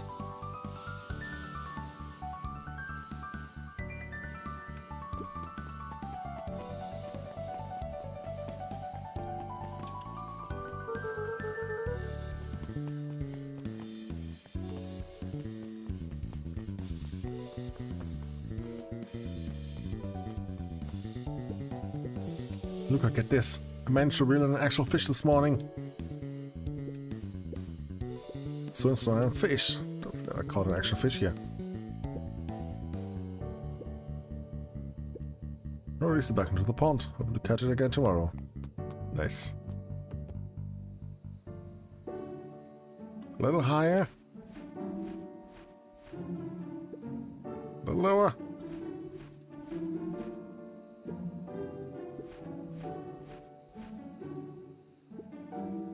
Telling you, angle isn't the issue. Need more power to the radial.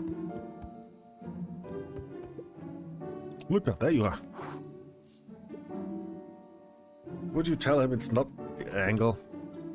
I'm not in charge of this antenna redesign. Fine. Iggy, just... Who, me? Tish, you're in charge of him while I'm gone. That'll be fine, right? It'll be fine. We have to loosen our grip a bit.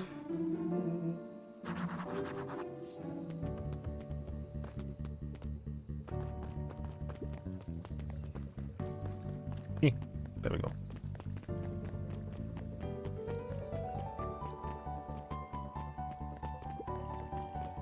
Oh. What's today's news that needs knowing? I'll give it tomorrow's headline today. Our old friend Patrick C. Montesquieu, aka William Kerr, has performed a stirring rendition of the Iceman Combat in the State Correctional Facility.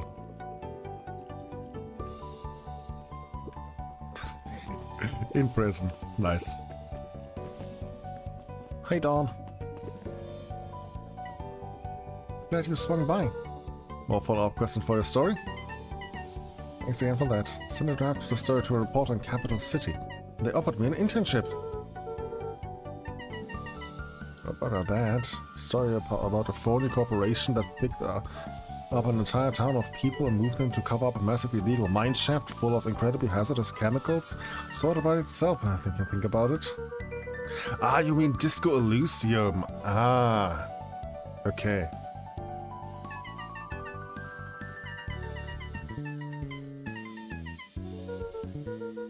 But my venturing days are over. Hopefully that's not true.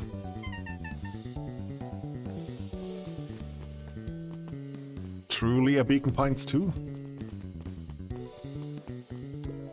Mrs. Fratelli glowed with a carefree smile. Is that your suitcase? That is 2 weeks of unencumbered tranquility. Maybe would you be so kind as to take my order? 2 weeks of sand, margaritas, and forgotten obligations. Mrs. Fratelli sighed with a zen-like calm. Just as soon as the lunch rush ends, I'll be a feather on the wind. For the first time in years, I've got you and your mom to thank. She didn't tell you yet? You two are gonna fill in for me at the diner while I'm gone. Just like old times. It's fine, I'll wait. Okay, that means I can go into the kitchen. Damn crud.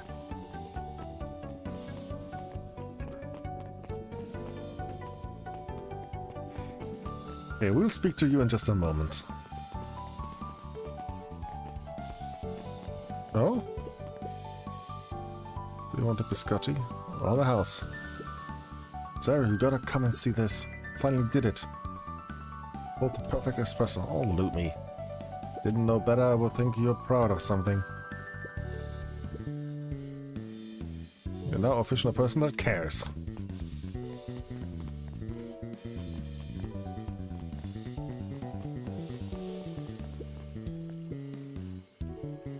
He looked to his friends with a thankful smile. After everything they could have gone wrong, everything that did go wrong, we made it. Closing her eyes, Miss Hatch took a deep, relaxing breath.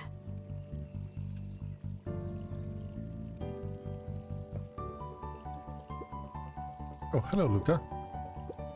Really good, actually. It was wonderful. Did I miss anything?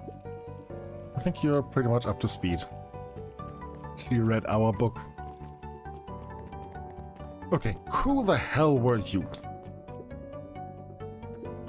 It was too much trouble. For the longest time, I didn't understand the appeal of ice cream. It serves no purpose, other than to be briefly enjoyed and then it's gone. But it's pretty tasty while it lasts. Look at Canada Roxy, I'll be free in an hour. Sure thing. That's making me stock the shelves for summer. He said it builds character. I think he meant to say builds calluses. Builds character. And a delicious apple? Waggled an apple. Thanks, just saying hello.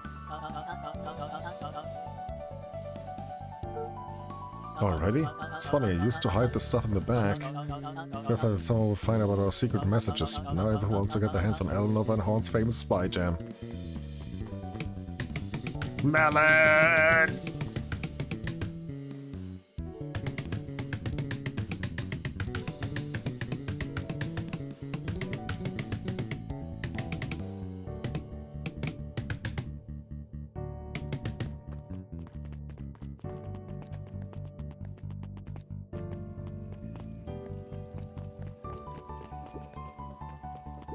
Heiress? Young Mr. Van Horn. How's little Sharper doing? Young Sharper seems to enjoy nature more than I. So we do a lot of strolling these days. Is he, you know, tempted to crawl out of his crib and plot world domination? Thankfully, no. I spoke at length with Dr. Modeville, and she feels that Sharper's infant mind was not developed enough to retain his previous memories. For all intents and purposes, this child is unmolded clay. Let's hope he's a little nicer this second time around. That is the objective, yes. But really, all I can do is try and hope. 2 activities I'm endeavoring to find less distasteful. But I think you're doing a great job. And the whole town is ready to help out however I can. Just can't wait to teach him to throw a baseball. Eris did her best to ignore the tears welling in her eyes. Aww.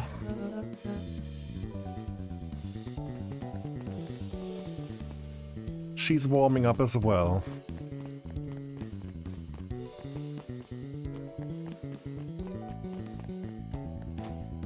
Let's talk to everyone. Over the school year, Kato and Bert had become close friends. But did you know that when they cover up the source, they found a new species of fungus? Yep, and they are now studying it in new labs. Did you know that Beacon Pines is now the smallest town in the country? Close to the population before bringing a house and moved in. Typically went on like this for quite some time. Did you know? But did you know? Did you know? Did you know? You better shut up! I believe it's over. Sounds really starting to run turn a new leaf. Town, I was talking about Hank Atomic. It's finished last issue. How was it? Great as always. Hank finally returned to Earth. It feels weird now. Ready for something new. We could ask Mrs. Hatch about what she's always reading.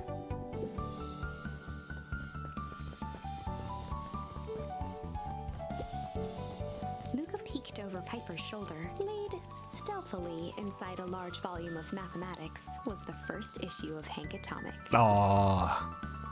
Hey, Piper, are you reading Hank Atomic? Got a reputation to uphold. Just about every kid in town reads Hank Atomic.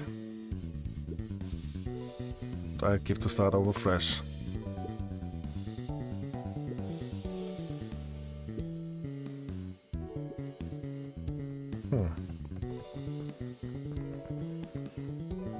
Are we just gonna ignore the actions of certain characters? Maybe.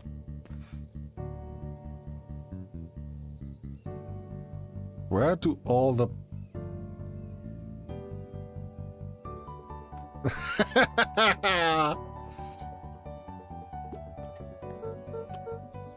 Hey, Mr. Nuncreed. Gonna see my dad in a bit. You won't come with? After everything I did, do it still. Mr. Nuncreed shook his head. You really are your father's son, are you? Don't think I'm ready for that yet. Always invited, but he'd love to hear from you. I'll visit Wald on my own. you run along now. Jeff didn't. That's cool. With perennial harvest gone, the transportation tubes were left unused. Come on, come on. No one's too big, no one's too small. For Jeff's wild ride. Maybe not completely unused. Just one piece of candy for the ride of your life.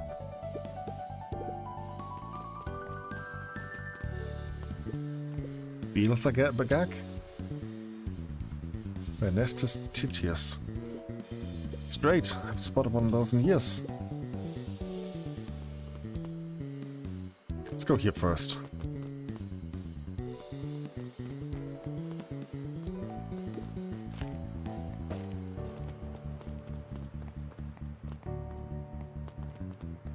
The barrel is gone.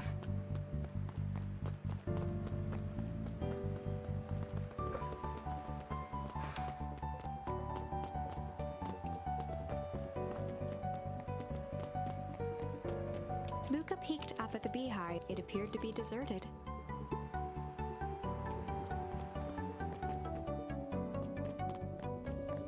Hey, back. I have news I think you'll enjoy. Wanna unpack my last box? She moved in. It's just a box. It's a brother's out of proportion. It sounds an awful lot like putting down roots.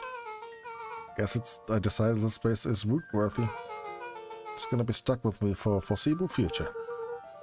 I have to warn you, most years aren't going to be as interesting as this one. I think I'll manage. Ready? It's a bit of a surprise.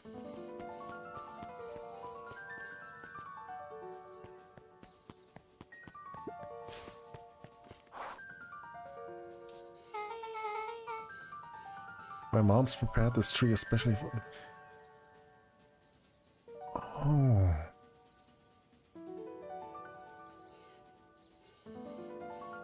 That's a sapling of the tree for his father's grave. Didn't have to do that. It wasn't just them. It's about the whole town pitched in. We all owe you. Should do okay in the cold of old beacon pines. And thrive as things warm up.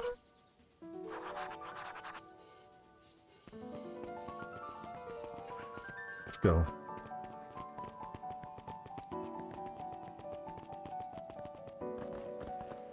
Hold up, we never found out who Nat is.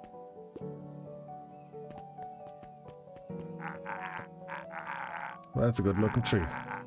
Being a special occasion and whatnot, rides on the house.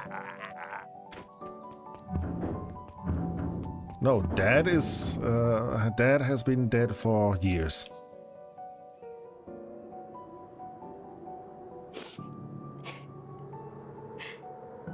I think this is it.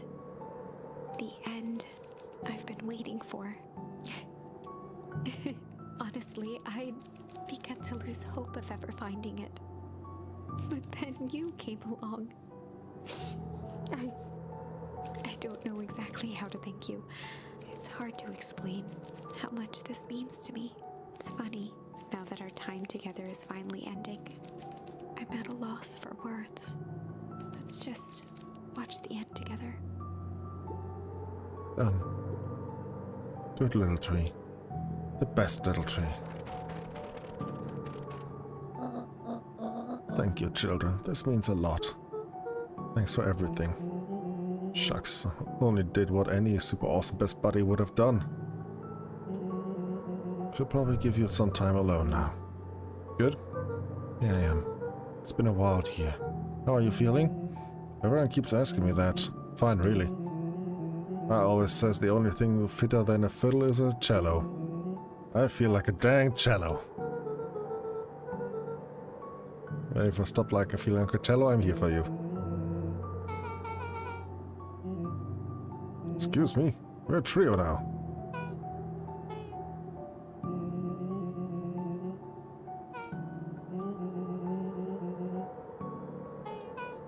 Oh God.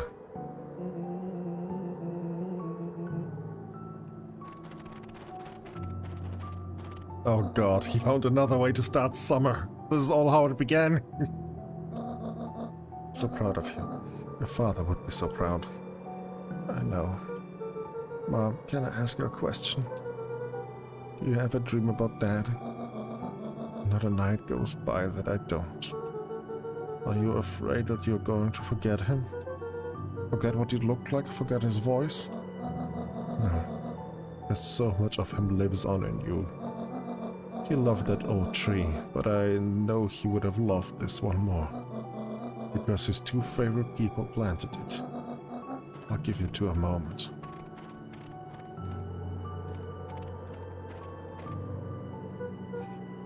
Hey, Dad. Dr. Modwell says that over the next few years this place should warm up. So it won't have to be so cold for much longer. I think I finally understand why you left that night. There were things you believed in. Big things. Those beliefs were the things that made you you. You wouldn't have stood up to Sharper, stood up for what you believed in. You wouldn't have been the same person anymore. You had to go.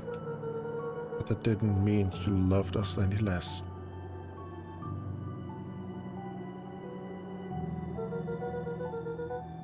I might not visit you as much as I used to. I know you understand.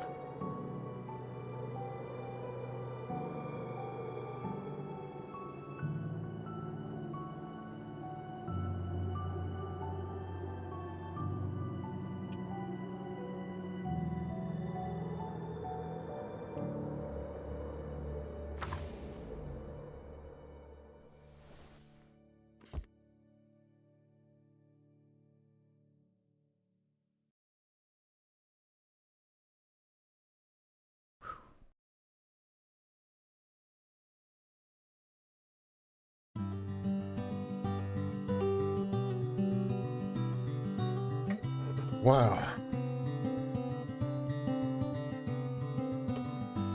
Co-written by Matt Meyer and Brent Colhorn.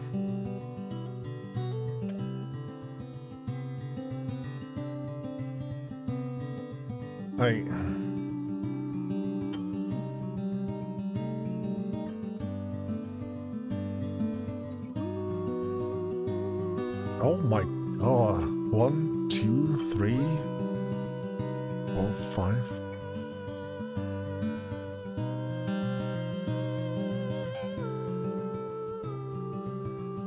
Nine people.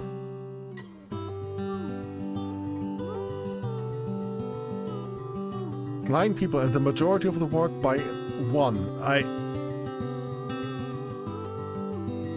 Hats off. Amazing work. That is just...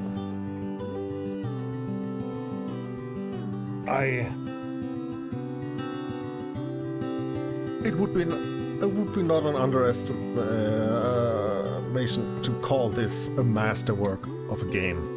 It is. That is.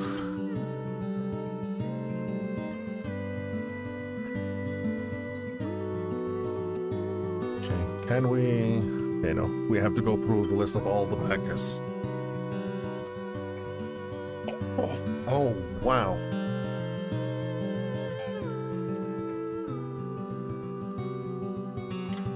Just a moment, need to stand up.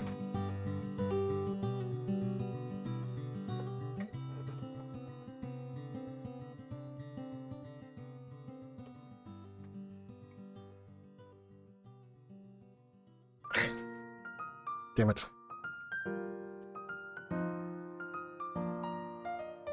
Okay, I have a problem.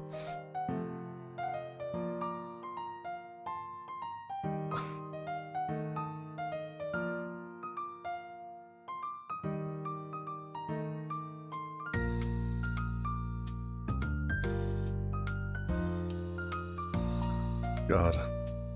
No, slight pants malfunction.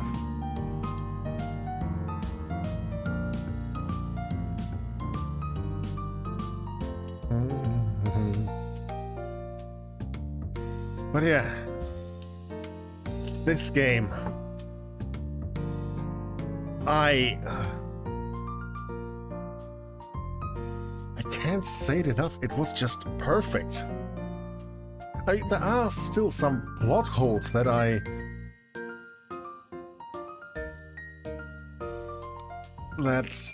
would want to have answered, but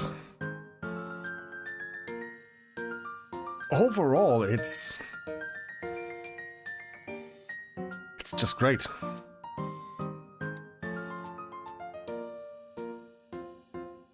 It's morphin time. Oh god.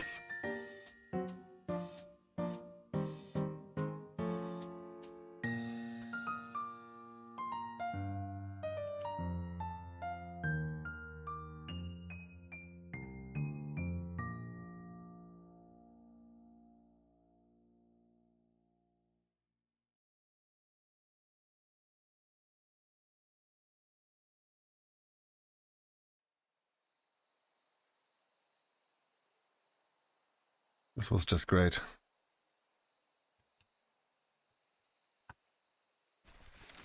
Oh.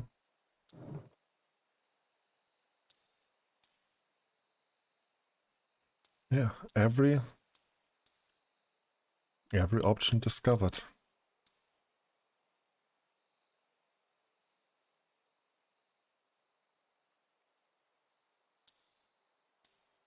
I love the illustrations here.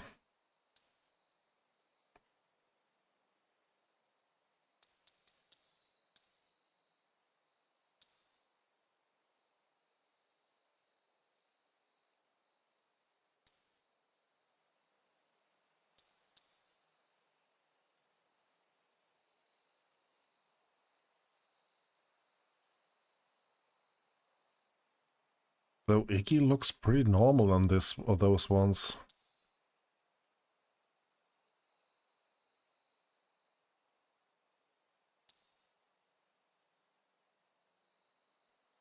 All right. No. Yeah. Wanted to go back to talk to her. Okay, well, wrong buttons. But holy hell, that was amazing.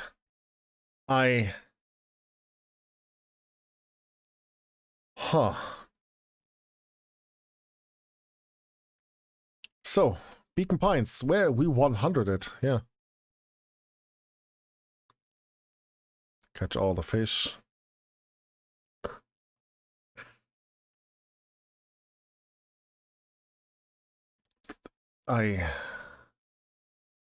7 hours.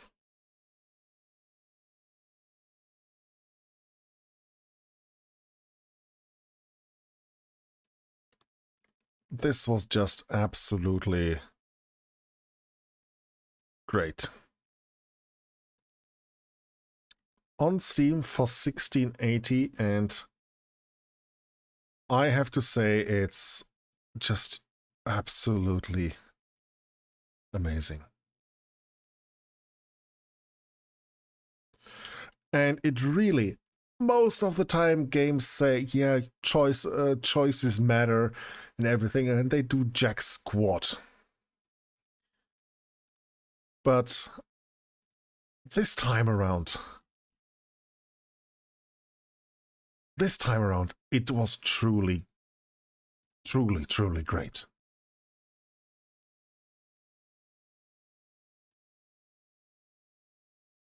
Just a second, link, just a moment.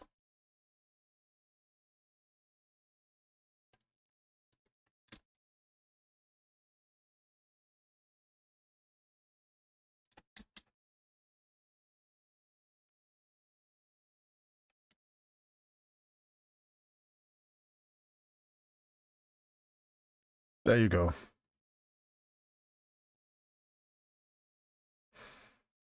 Oh boy.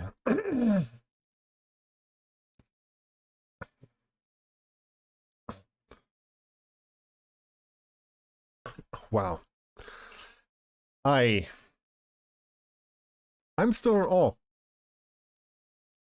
One of the best games, really, I have played the whole year, and I would even dare to say it's hard to top that.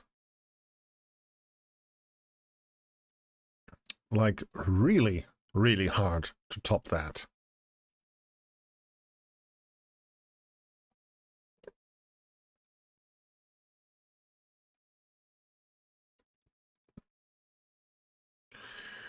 Okay. Oh, yeah. Oh. Now what?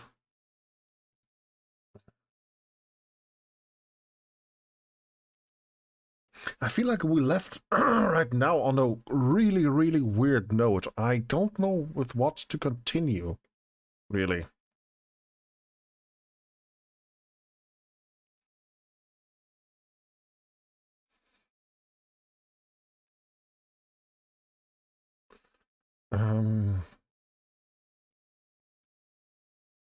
I mean, I do have more indie games. It's true. I will play Oregon Trail. No, but also the desire to play it is not that big.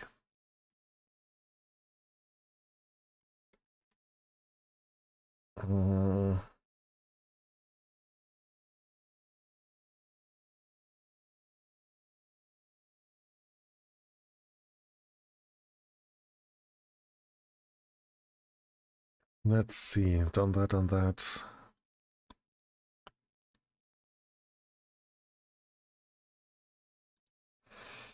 We can play more, but it's weird for me to check what to play next because it left me such an emotional point that I feel weird starting something else. You know?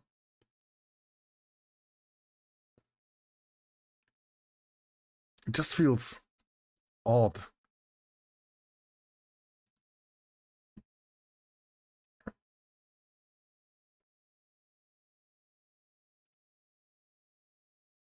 Okay.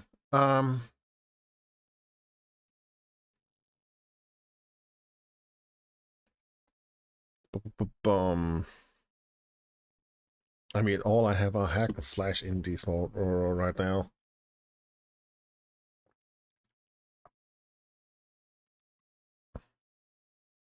We could try gunfire for now. Yeah. You know, that's a great idea. Let's do gunfire. I would be meaning to do a whole nother stream of it, but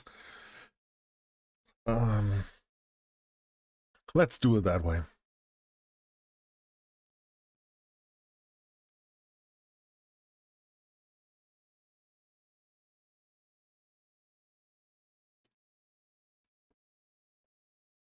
Oh, it didn't change the game name. Oh, okay. Well, I have to do that manually then.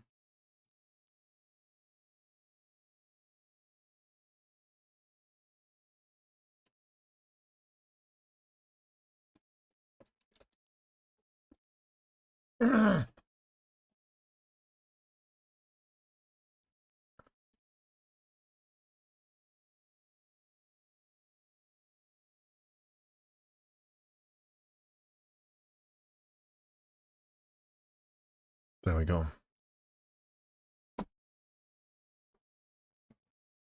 Okay, I can turn off controller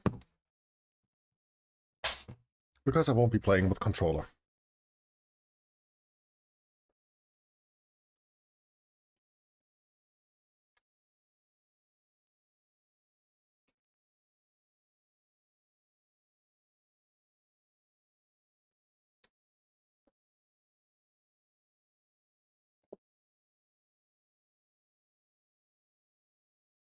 Loading.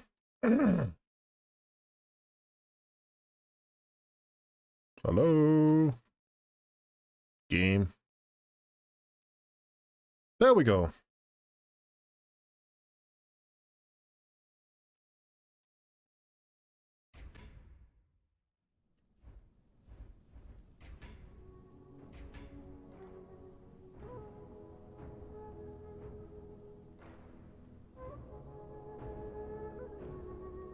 All right. So, we're back in gunfire. Let me change to this. This is the main save. This one I just created to test something. As you can see.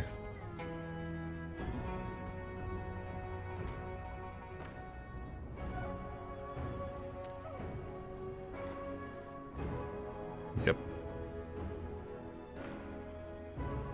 28.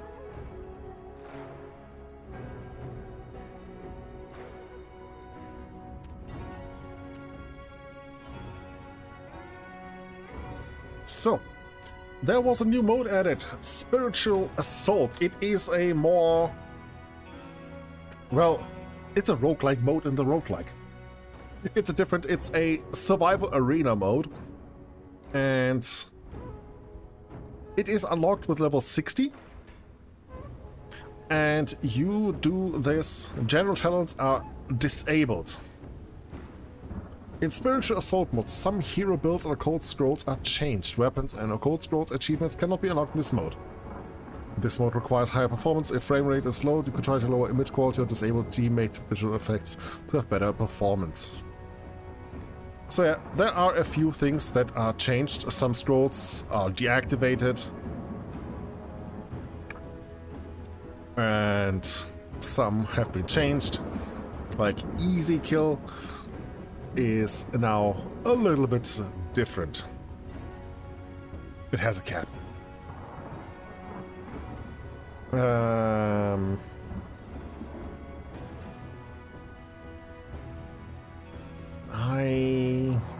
I think this Shadow Light just increases the damage completely. And Gifted Man killing enemy over 50 meters away with a crit damage weapon will be... yeah.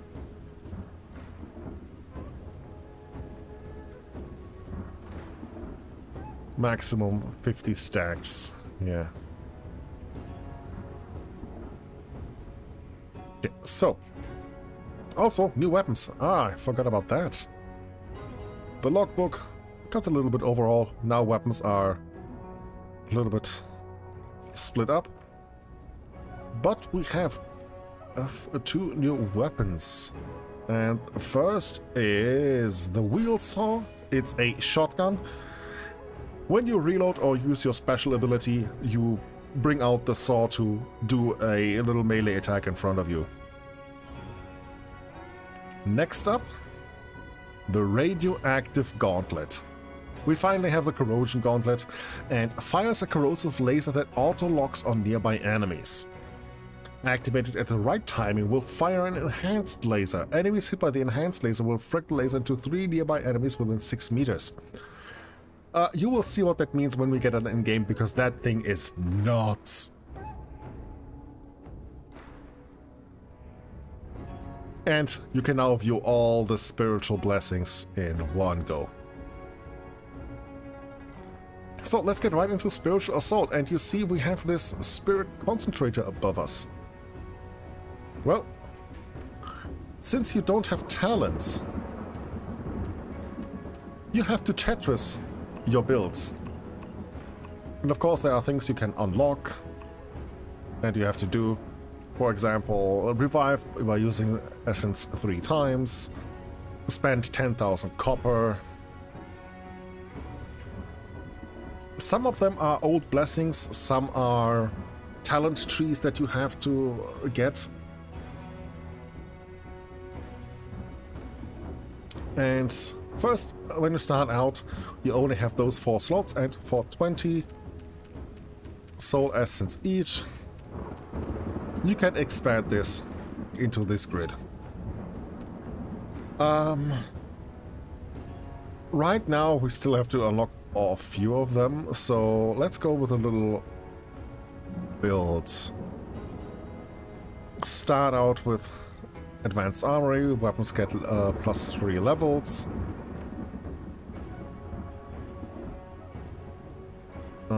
Refresh the cool of primary skill. We can jump in the air one more time. No.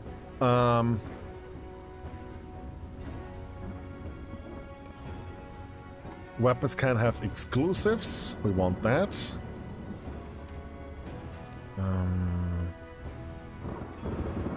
Let me do that. I want the possibly enhanced scrolls.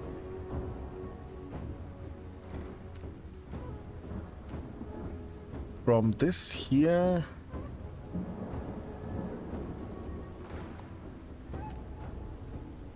Give me this one.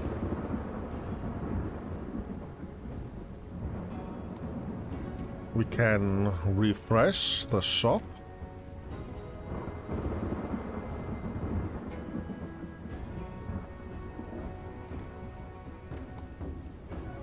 Get this one.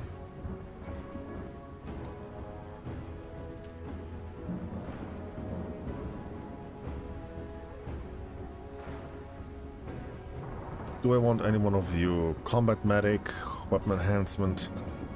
We could get the damage conversion, but no.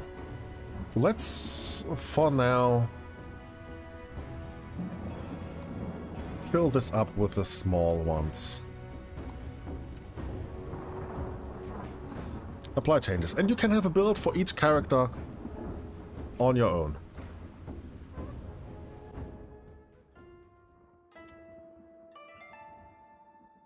And this mode also came with the addition of a new boss. Maybe we will see him. I didn't manage to get it solo. Okay, so we can choose at the start from a weapon. Well, this is kinda meh.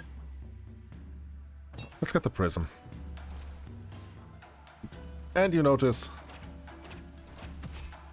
stuff spawns. And we gather those shards.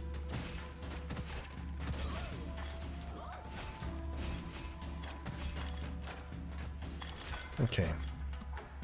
Okay, we can get that upgraded. Strike wing, concealed ammo.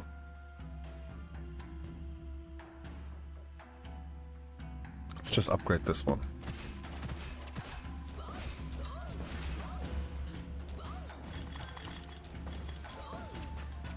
Ah, now the normal enemies start coming.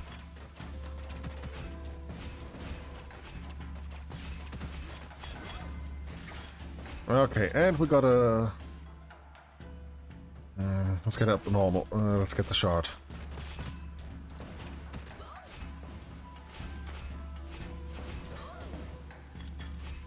Might as well get this one.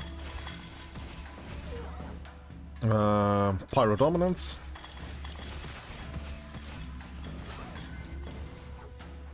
Ooh, overwhelming shields could be nice, but let's get Genesis.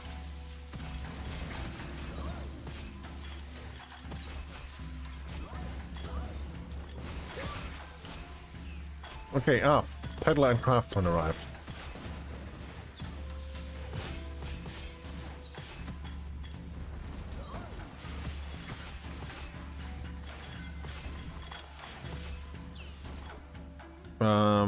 No.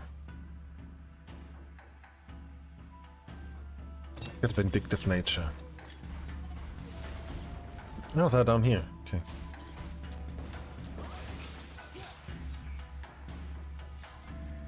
Okay. Sucker Punch. Wow, they already have Gemini, but why still only... What? Scripture. Horrible.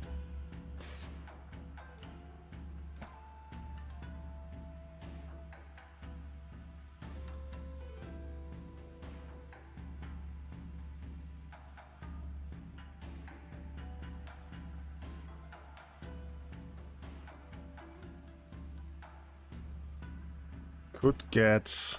yeah.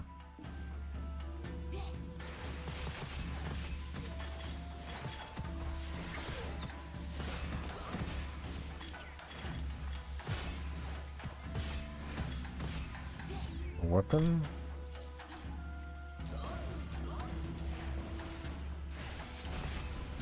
Would be able to land spores now.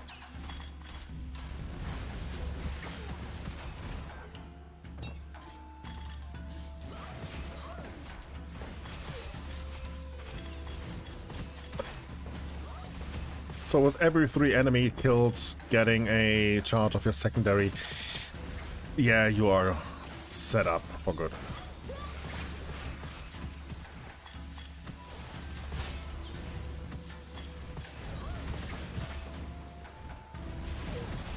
Yeah, I think we're reaching the point where I need to change this one.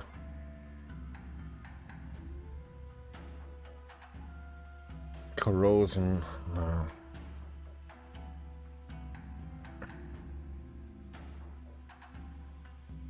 None of those.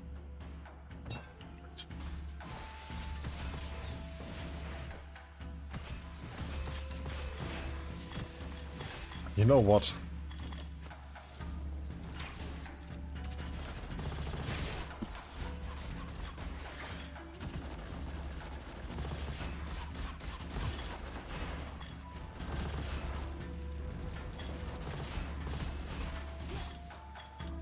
You know, let's try this.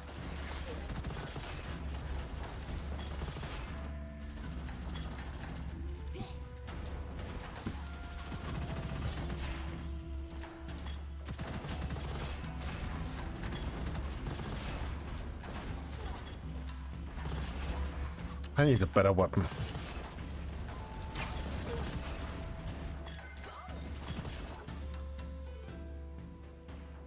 Skill booster.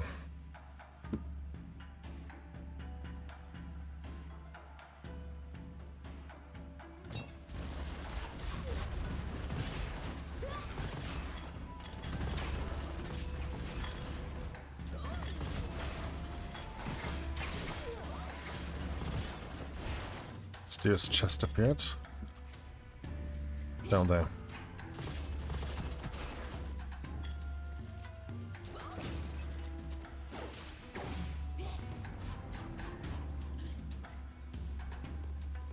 Oh, completely down there. Could have. Okay. Curse for legendary. Okay. Spirit Bible might help. For what I have in plan.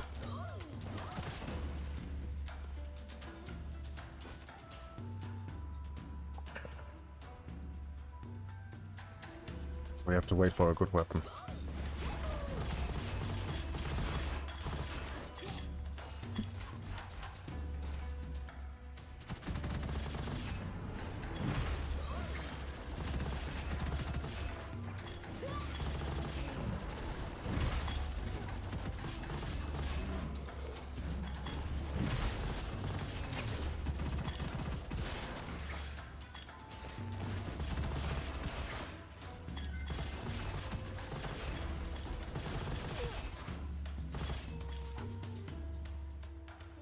Okay.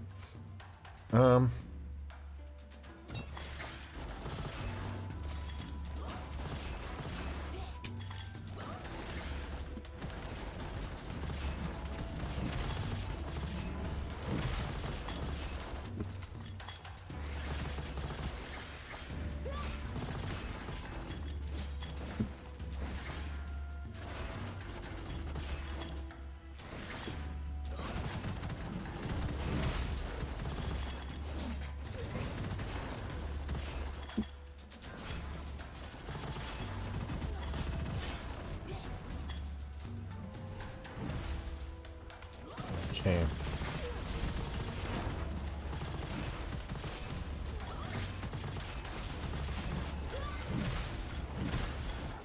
Advanced joggers?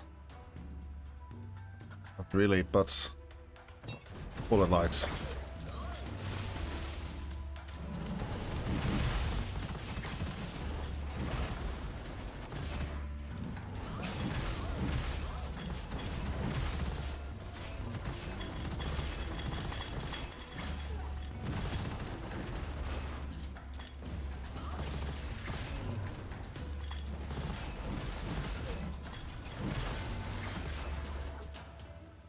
Only double acceleration.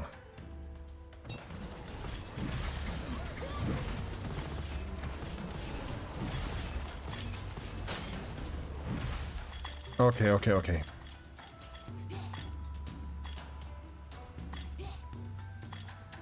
Got a new set of Badlands craftsmen.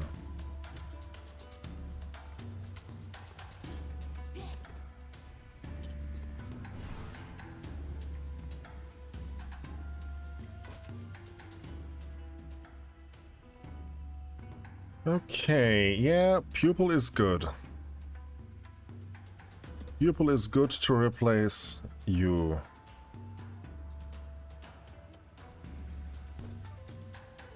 Just a moment.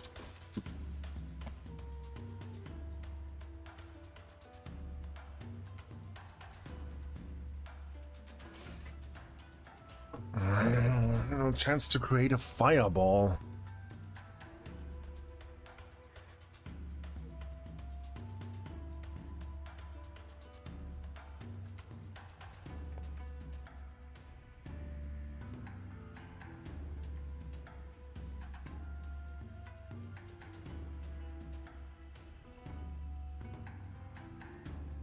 Trifang might not actually be... might not actually be the one. Maybe. We can try.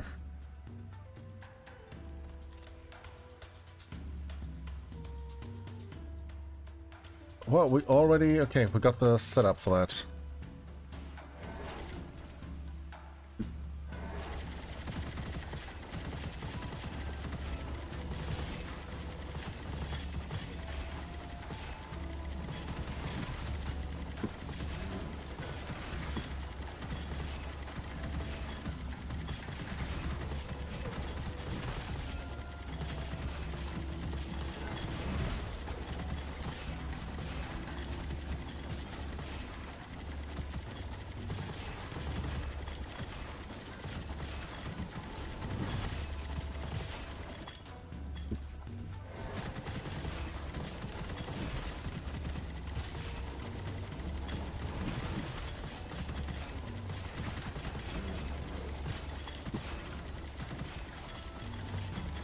You know, a scroll that would be awesome would be elemental power.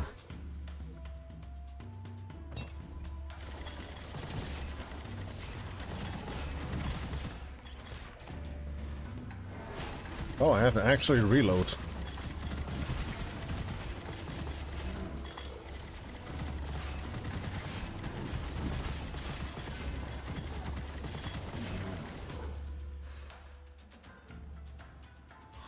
Okay.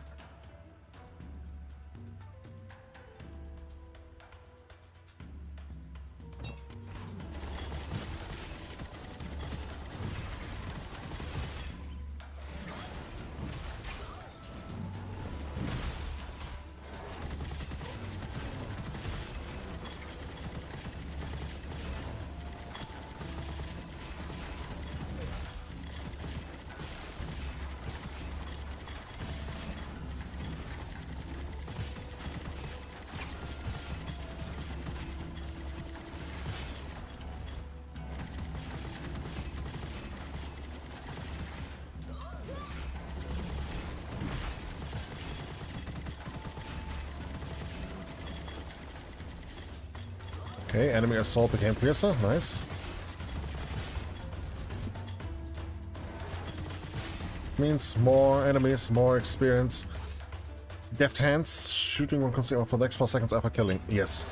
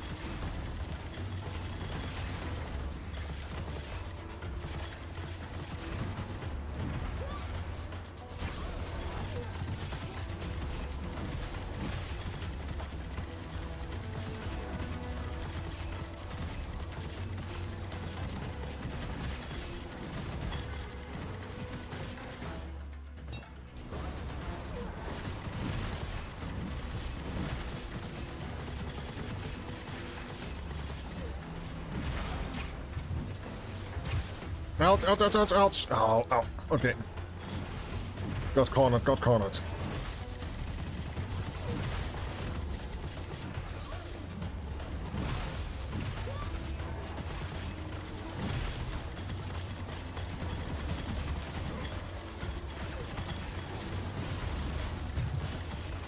No.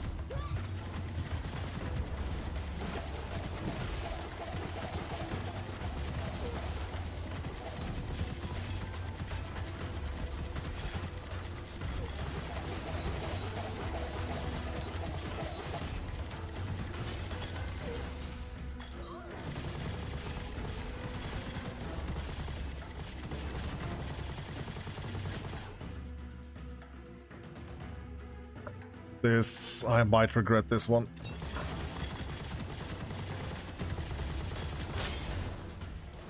Okay.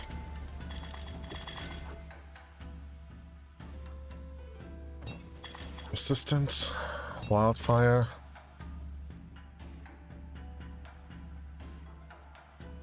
Upgrade. Okay, I don't want lightning oppression. Well trained, no. Yeah, there we go. Instant toxin. Smoke grenade dissipates immediately after it explodes, dealing all intended damage instantly.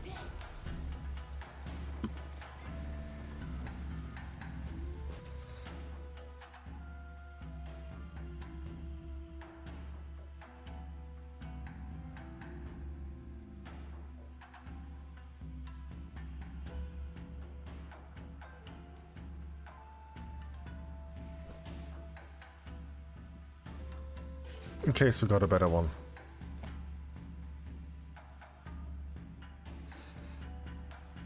No.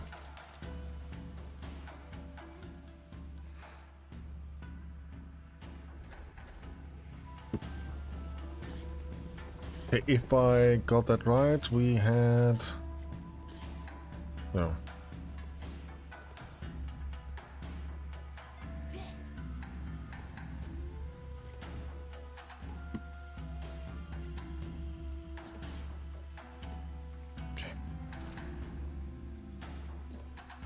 Now let's see how the grenades do.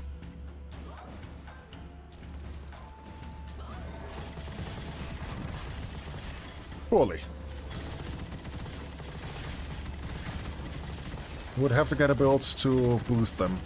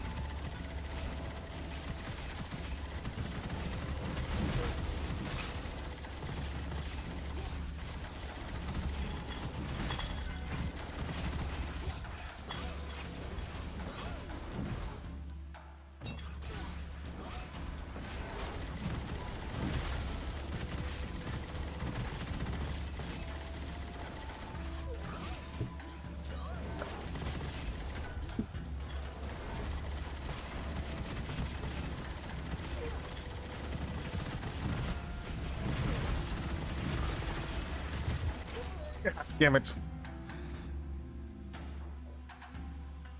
Yeah, this gets intense.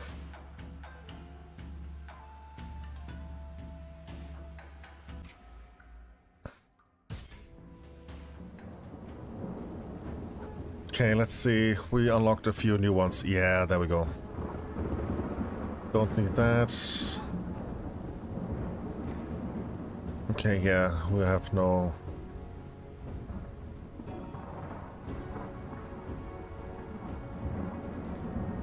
Nothing different right now.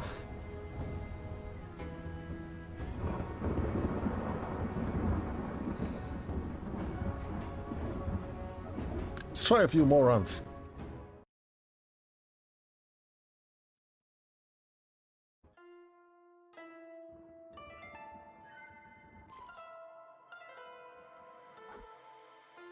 Argus, I mean, yeah.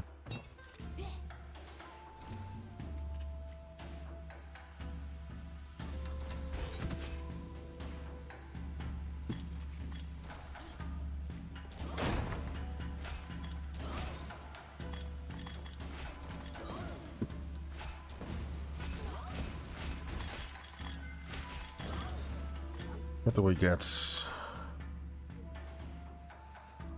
Let's just upgrade that.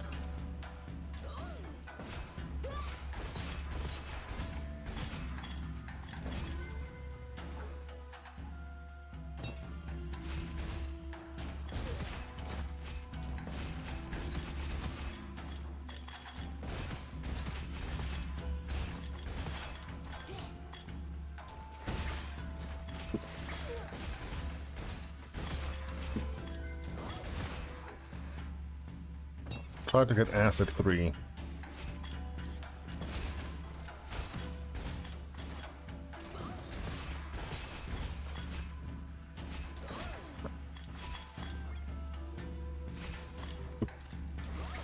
Oh, well, unintentional.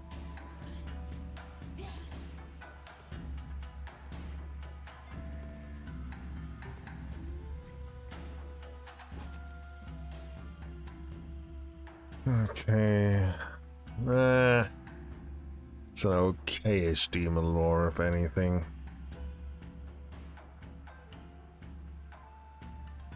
Could be good. Not sold on this lore. Yeah, I think this one is better.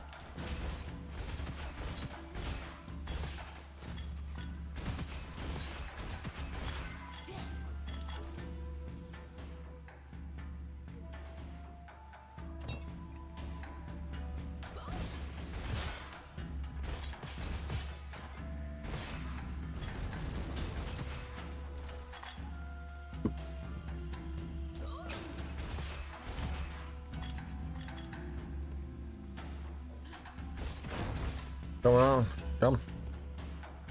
Where are you all?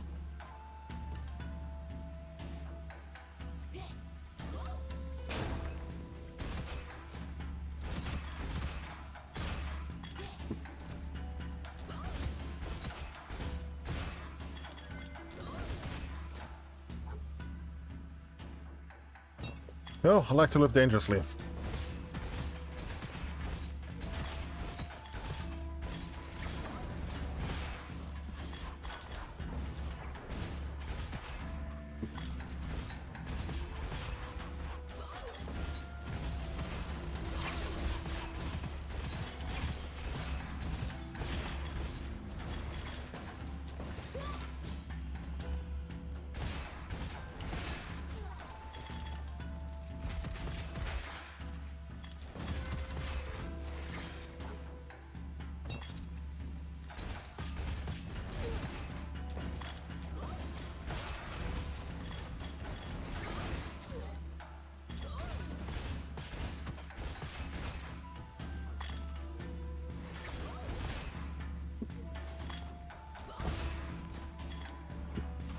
Okay, come on.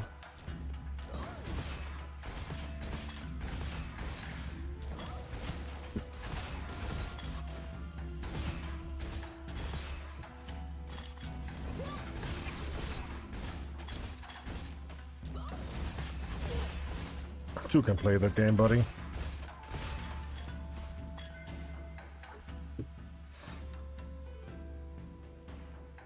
Against enemies and damn elemental effects.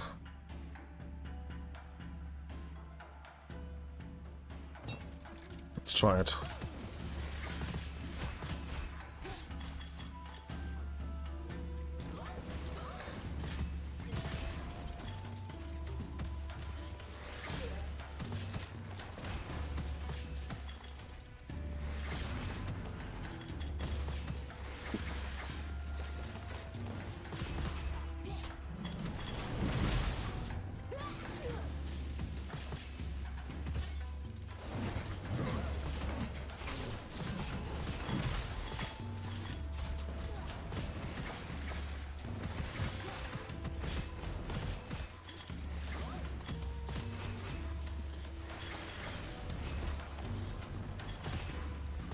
It's me.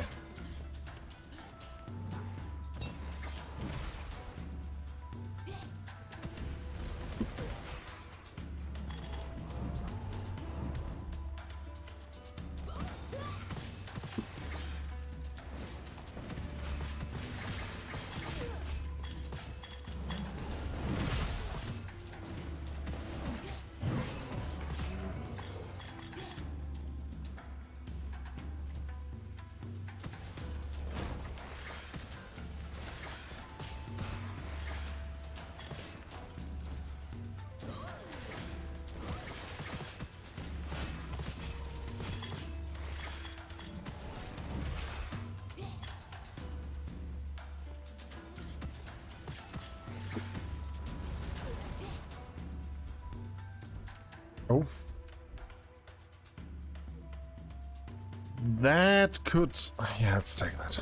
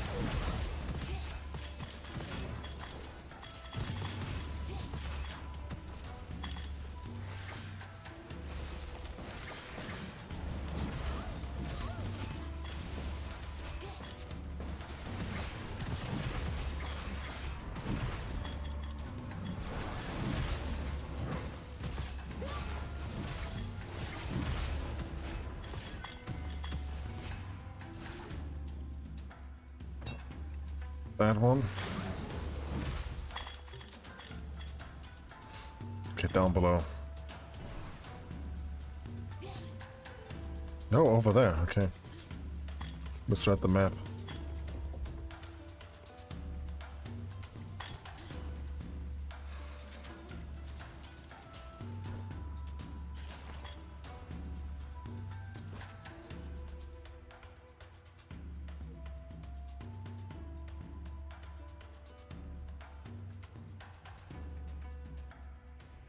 Nothing really.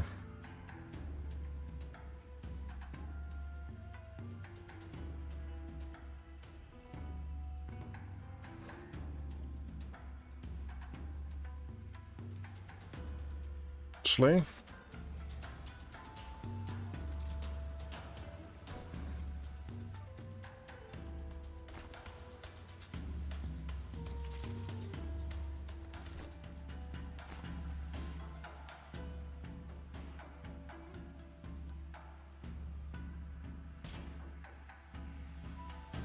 if I get a decent corrosive weapon.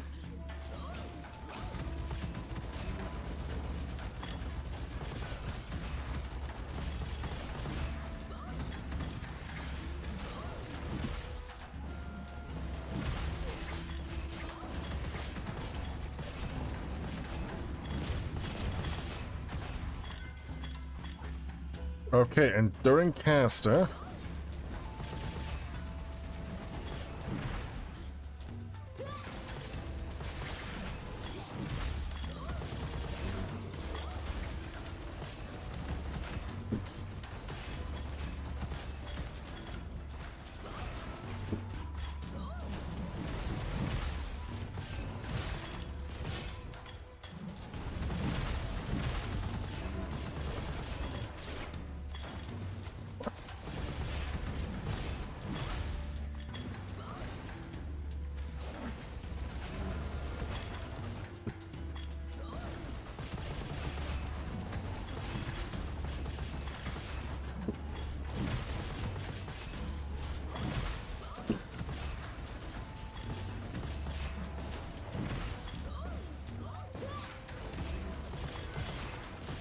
nice. Are you kidding me?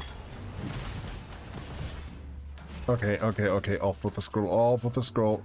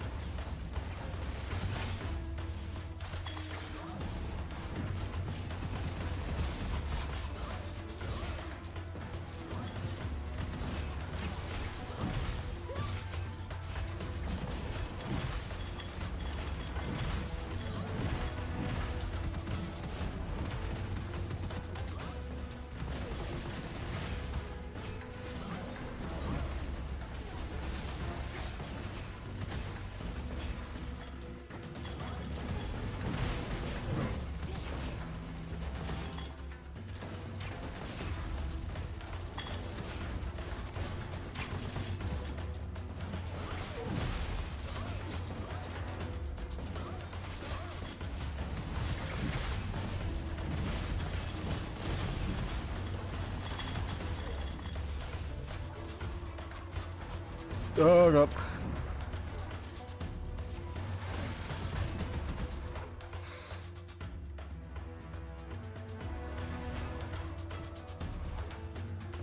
Perfect.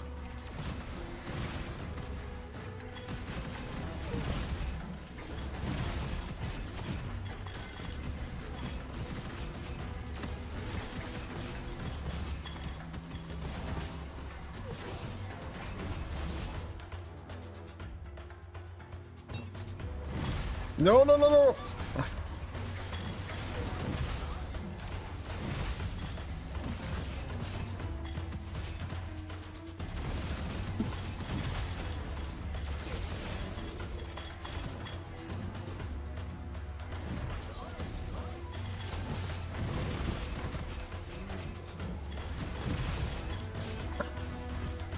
So I have to time my right click to charge the special.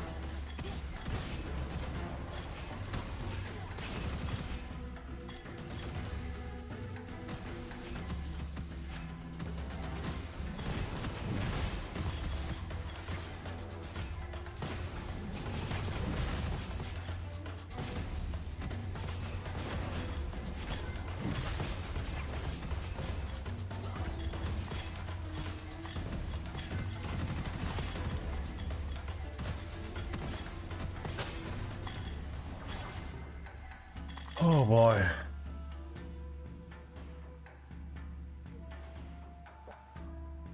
You know, I'll just get those.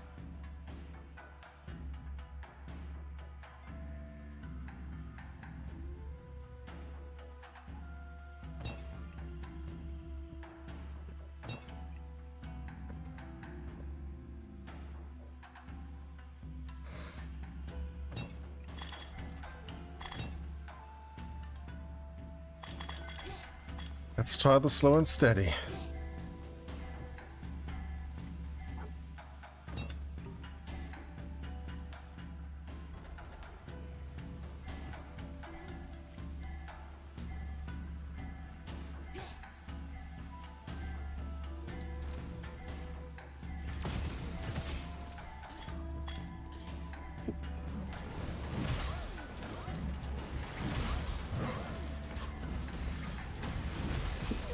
Okay, the damage of my nades is not where I want it to be.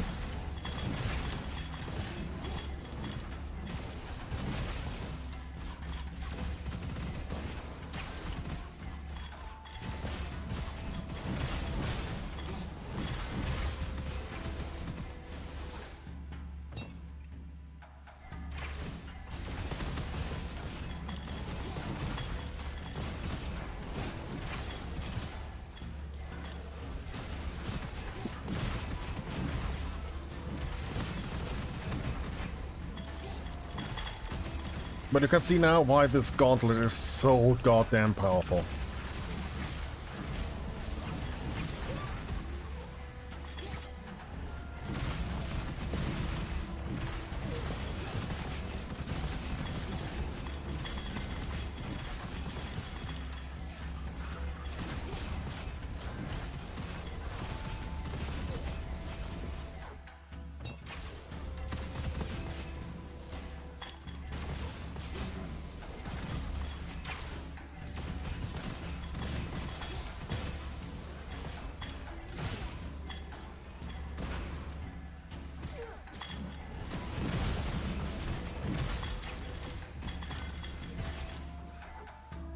Enhanced merciless. Oh my god.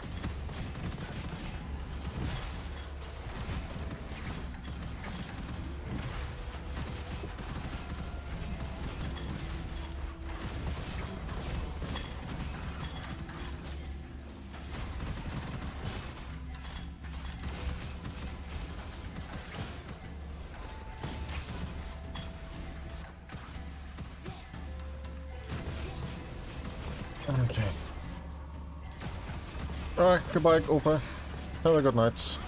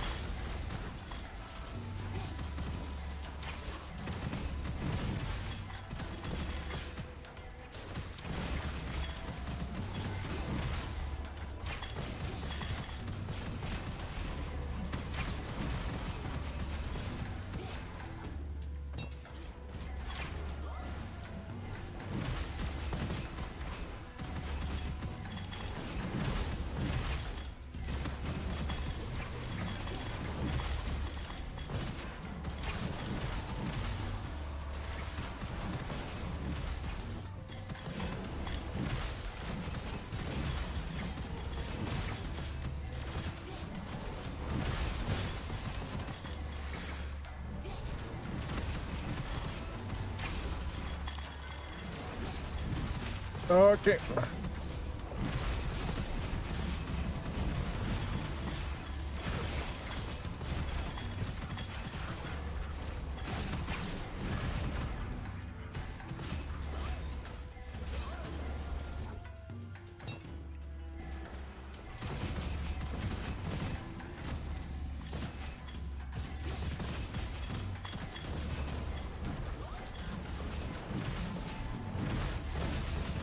Ah.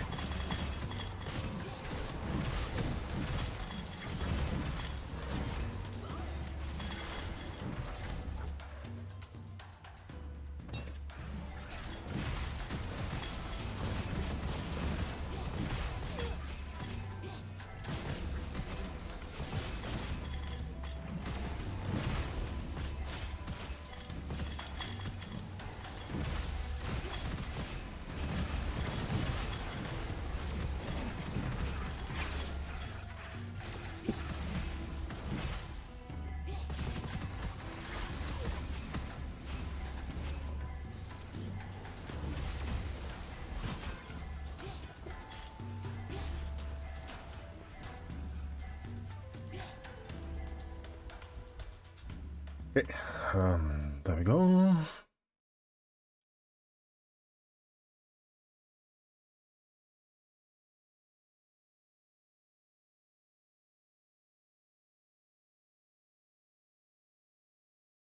Okay.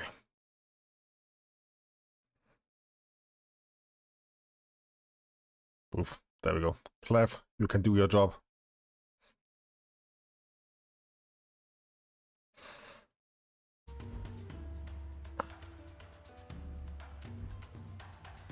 Reload time. No.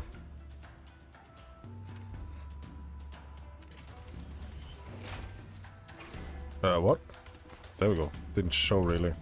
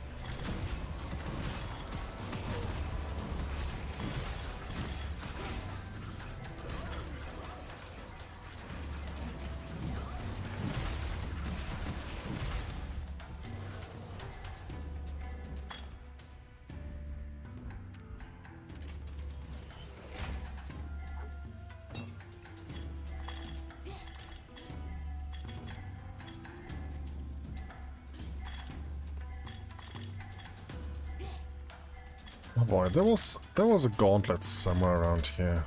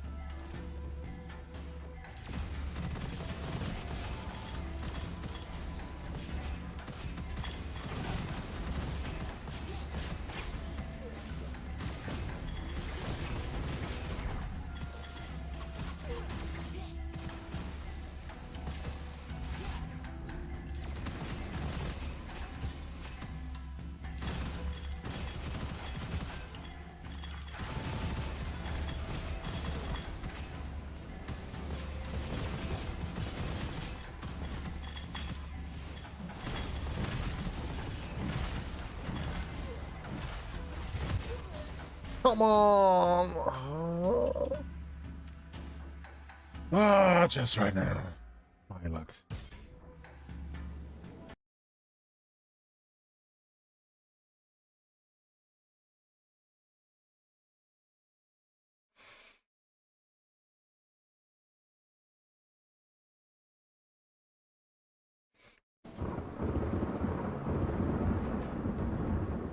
There we go, copycat.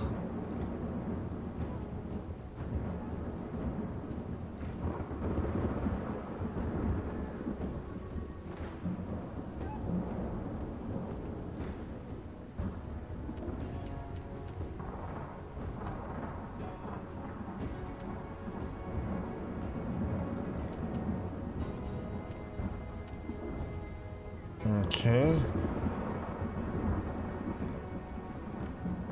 Why do I have a capacity? No. Core power level up? No. There we go. Put copycat in there.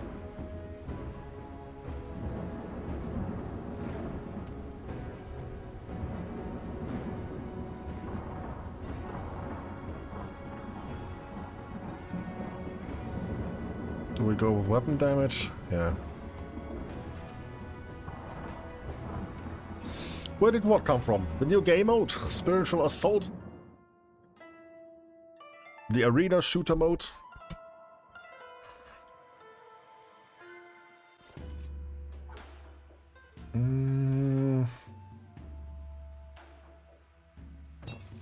I'm risky.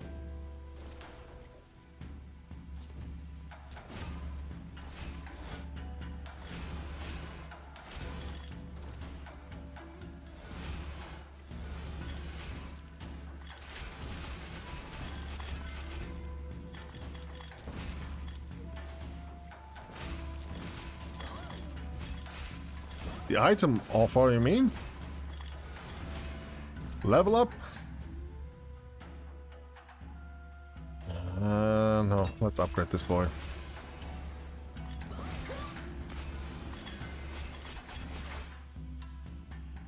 Magic missile.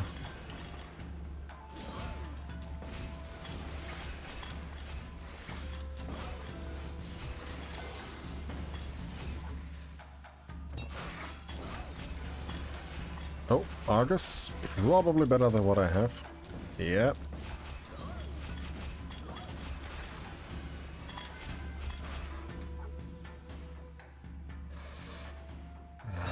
Curse immunity.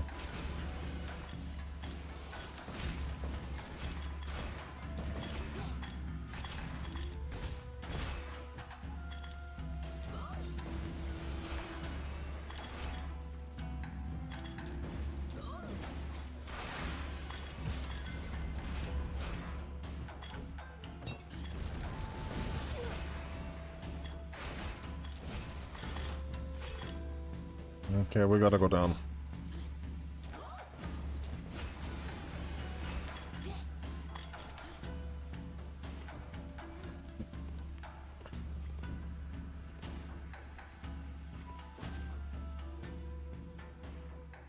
Unfettered will could work, but no, nah.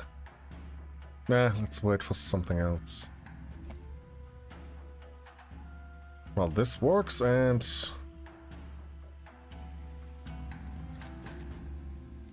this works.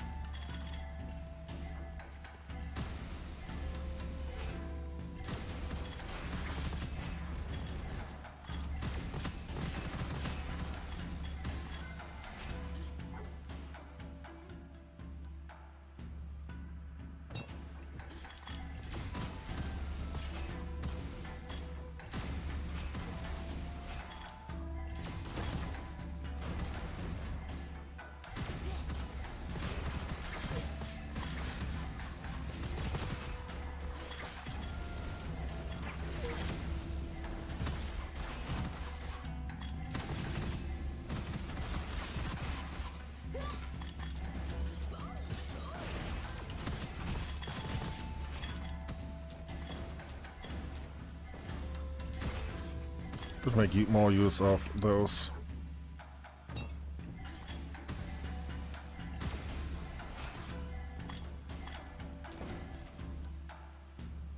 Yeah, 300.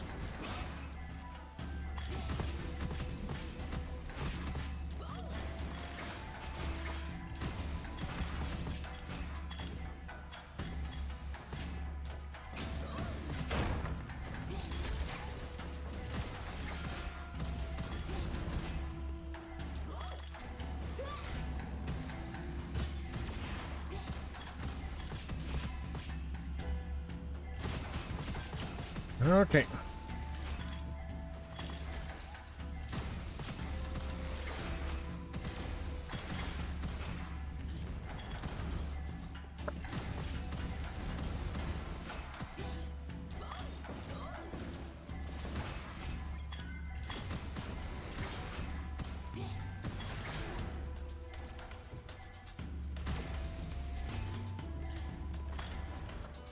Do I want any of those? Not right now.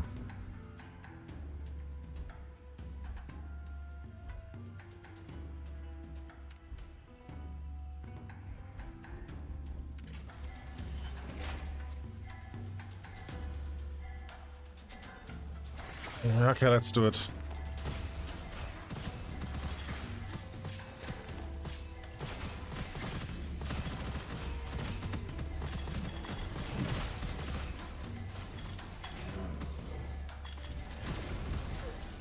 You know,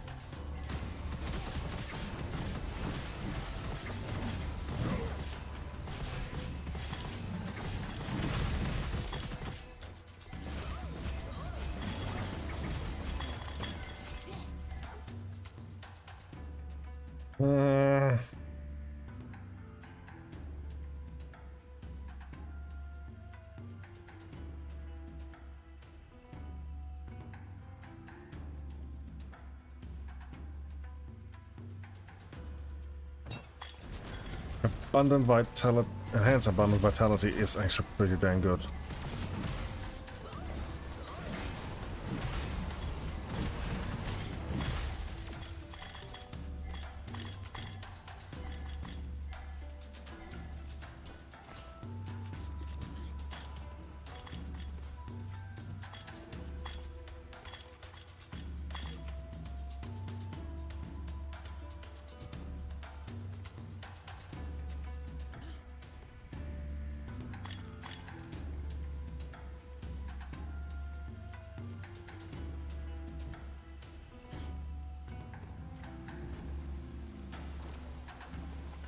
Damn it.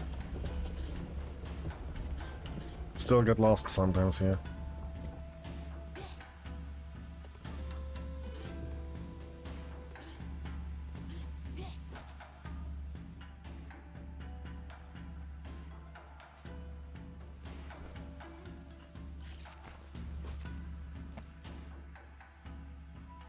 Flame shot. Oh, better than nothing.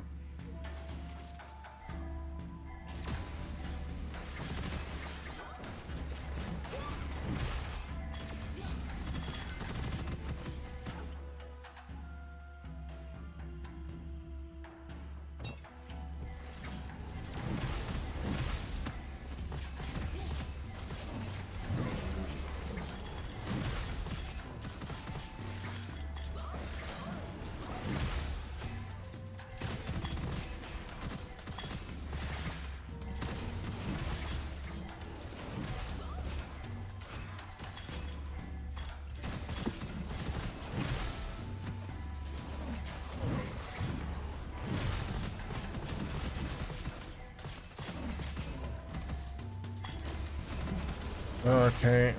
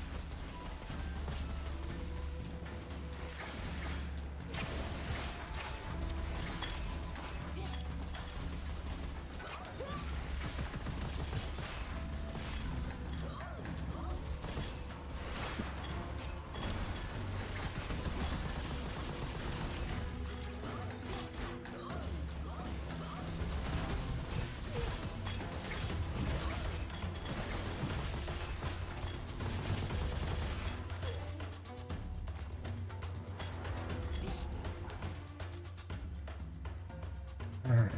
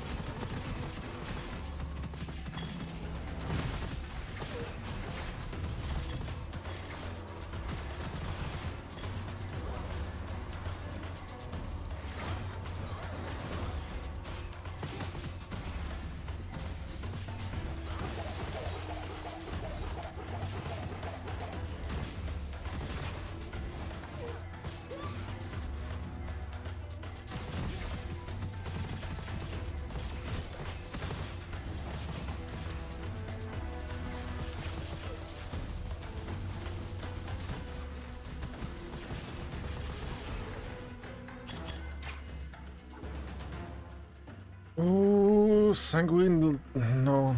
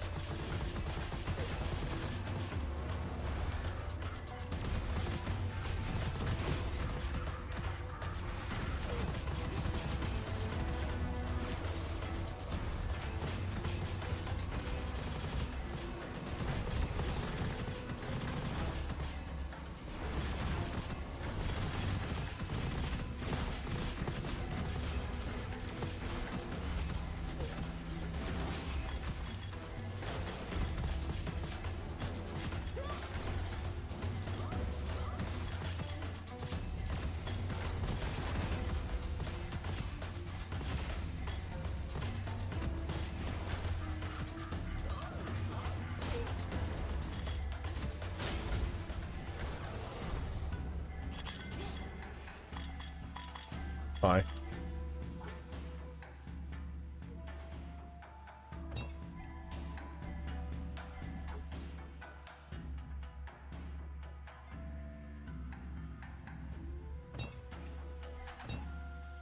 I wanna try the instant.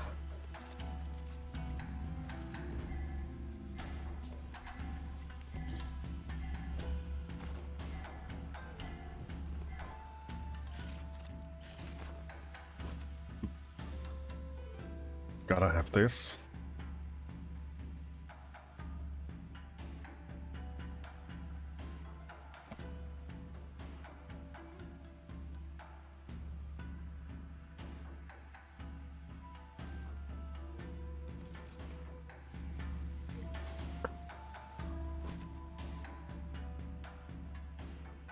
Okay. Change of plans. We need...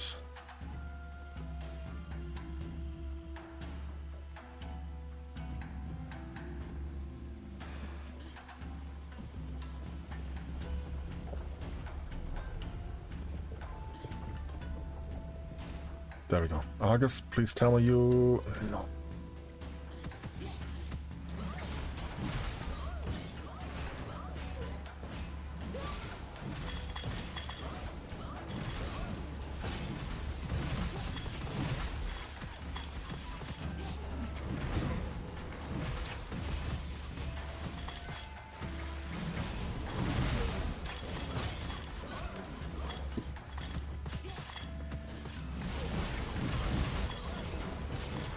Ooh, brutal gloves.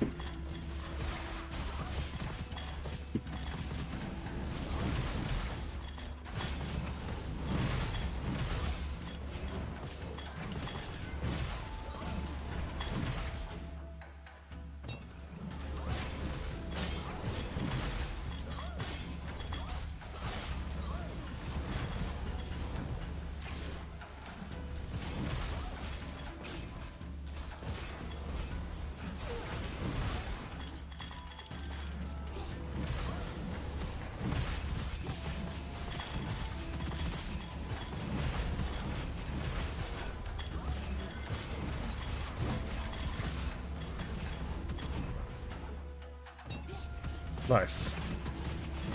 Now we got two strong setups.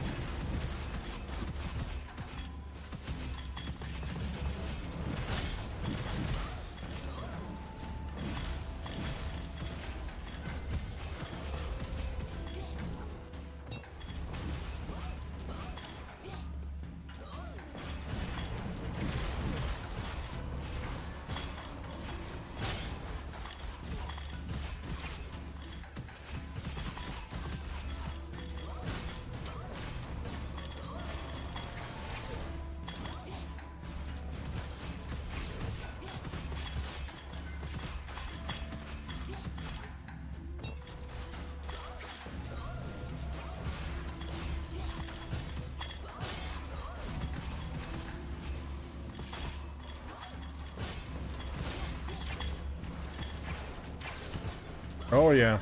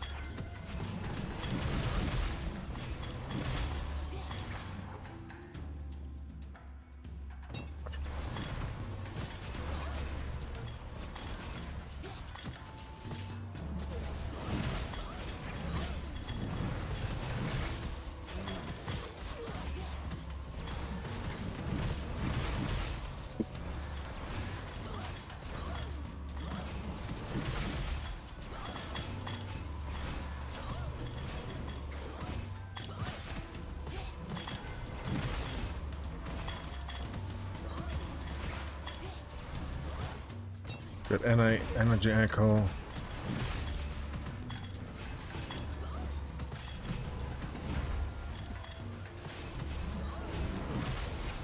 We have a chest spawned somewhere. Over here. Search scroll. No.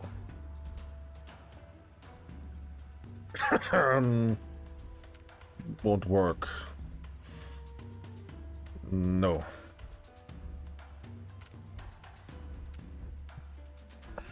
Would be nice.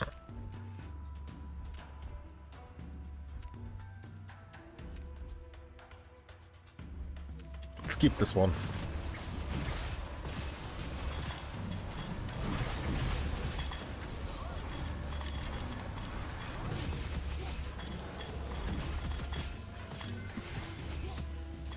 Oh my god.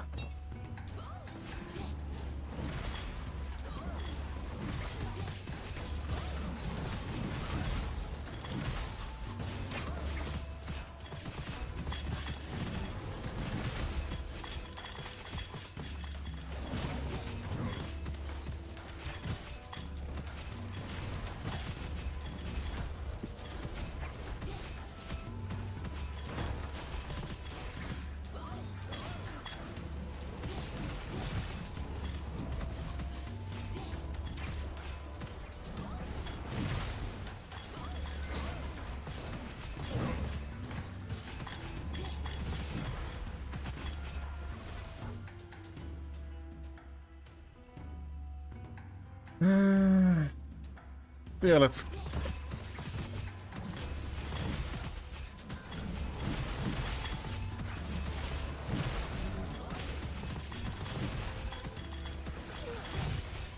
Ow!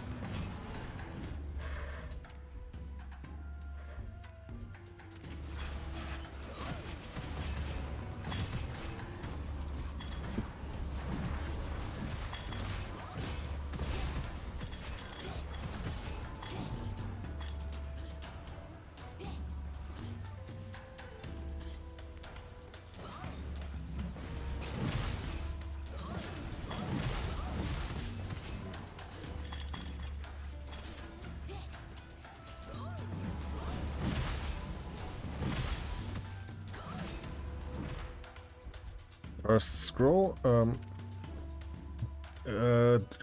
I do have it.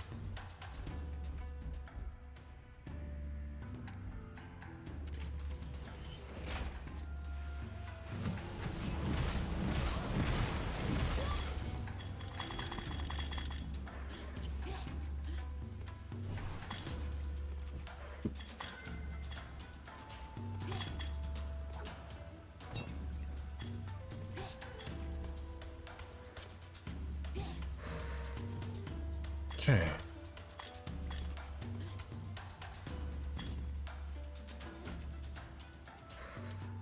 Ostrich Rider. Do I want Ostrich Rider?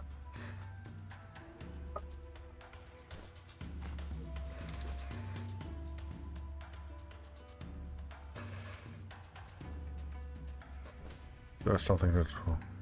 Do I rely on dashing? Not really.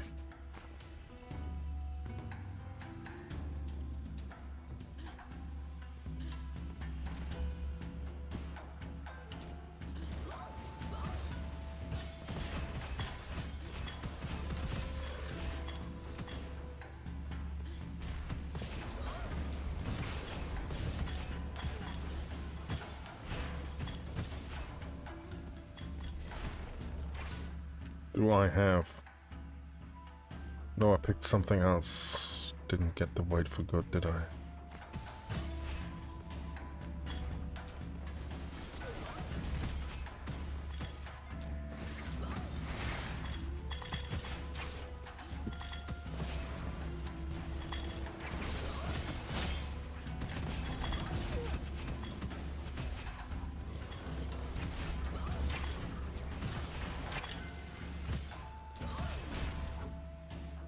Bullet light.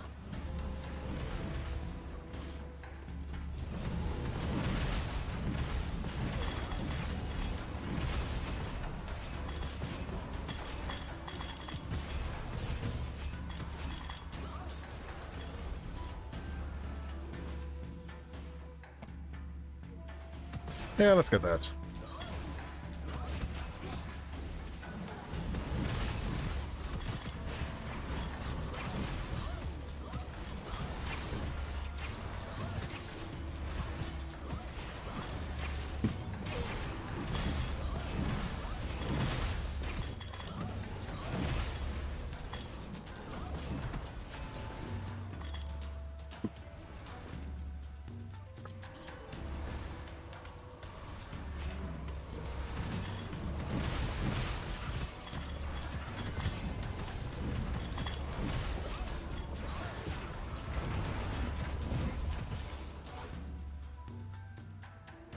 More damage.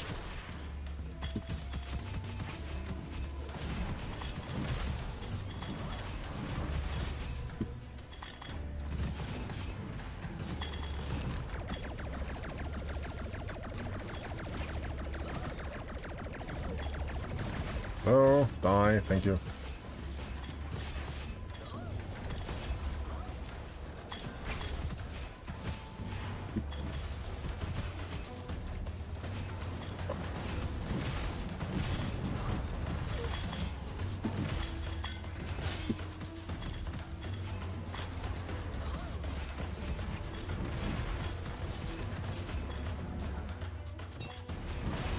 Just a safety net.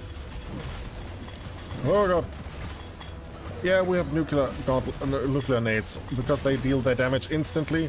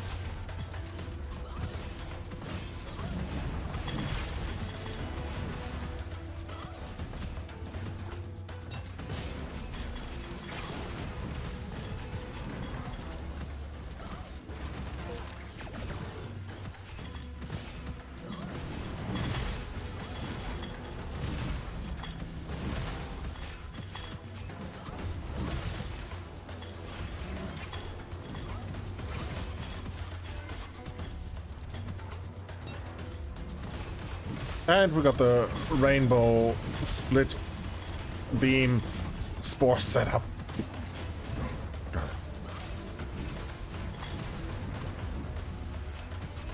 Okay, we have the elites down there.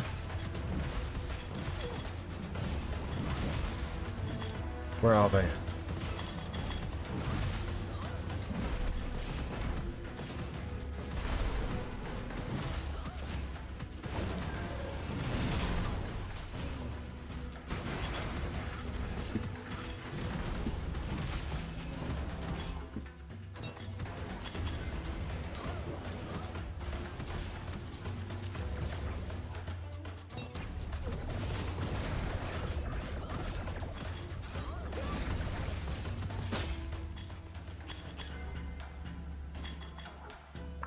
When dealing skill damage, 50% chance. Oh my goodness.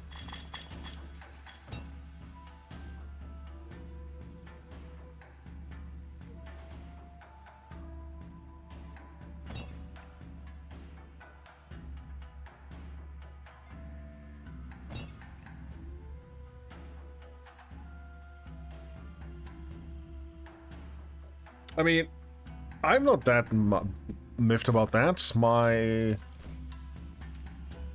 This rainbow is non-elemental.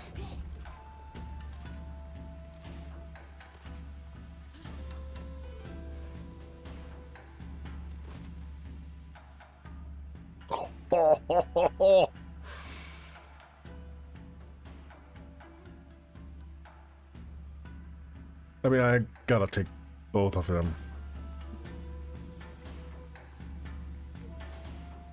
Nope.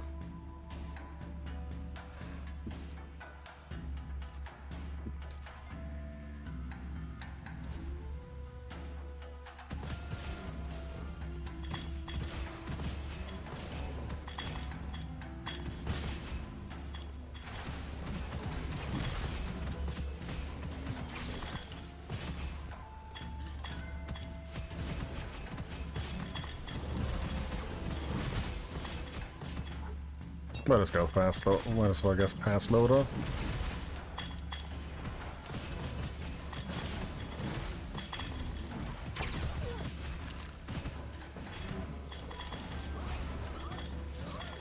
Oh my god, I have so many effects they... Oh my god.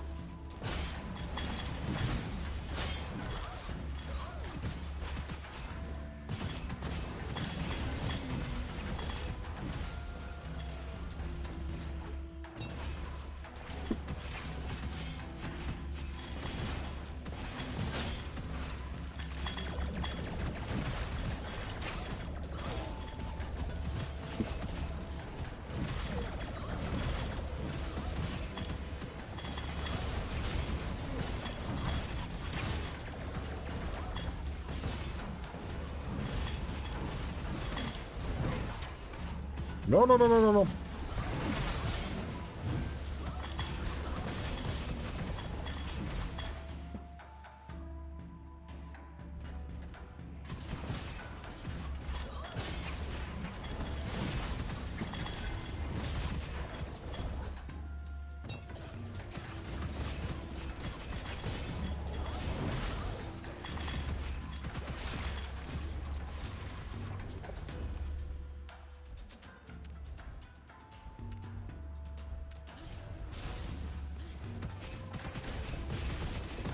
Okay, we need to gather a lot of money now.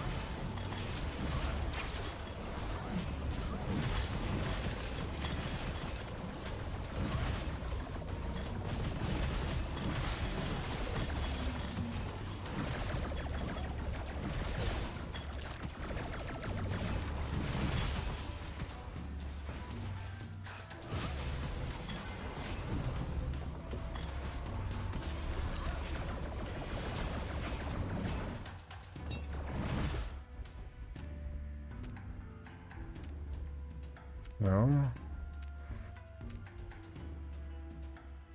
Ho, ho, ho. This will be fun in a few seconds.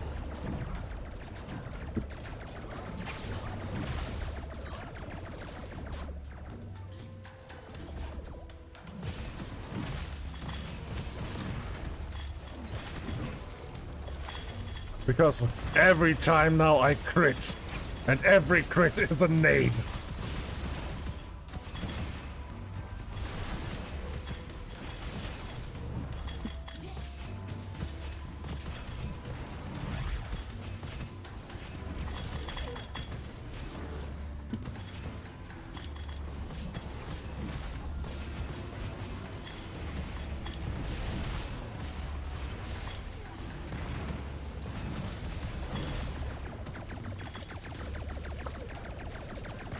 Oi.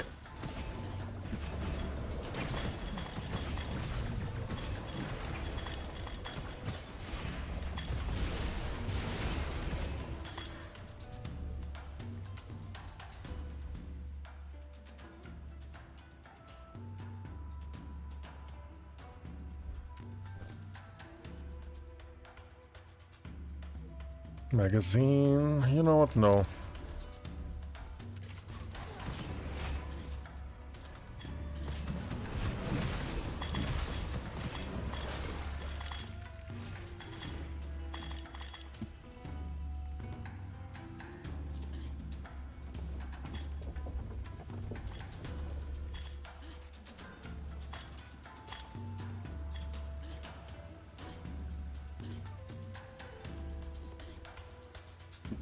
Okay.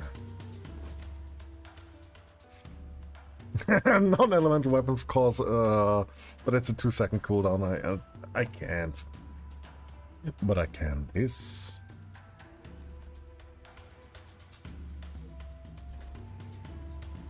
Bring it on.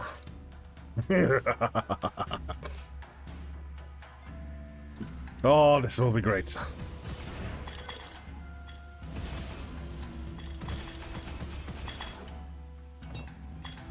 Wildfire 2.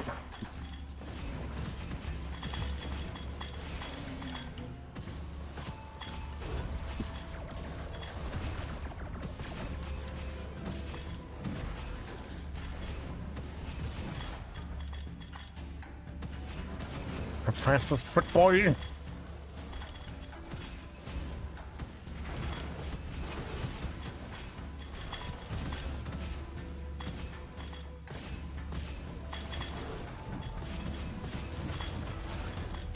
Nice.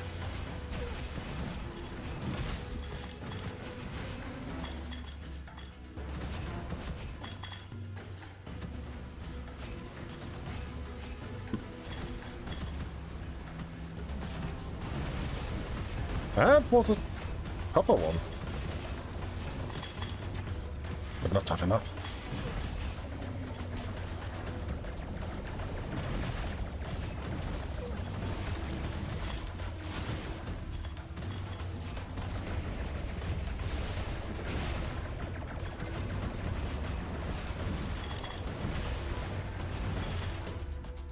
Just to bring it home.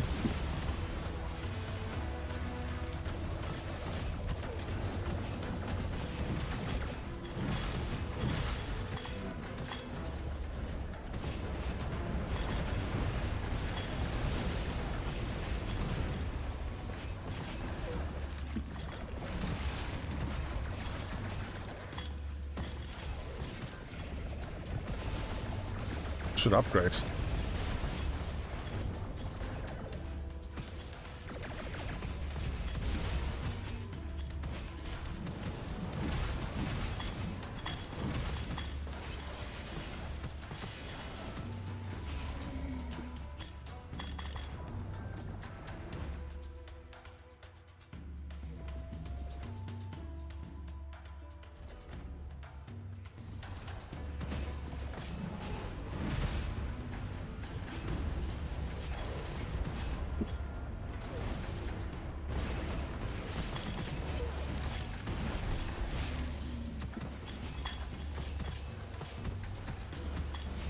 Oh, look at those poor little elites.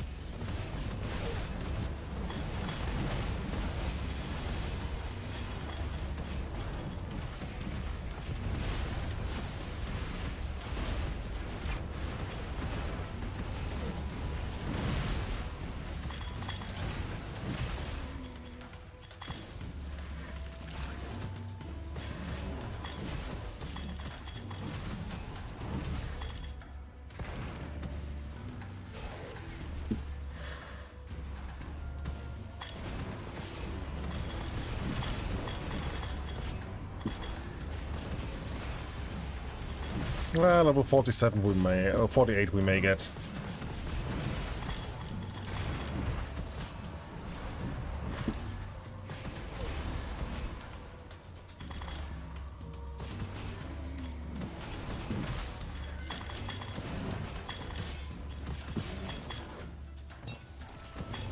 Well, that is just disgusting.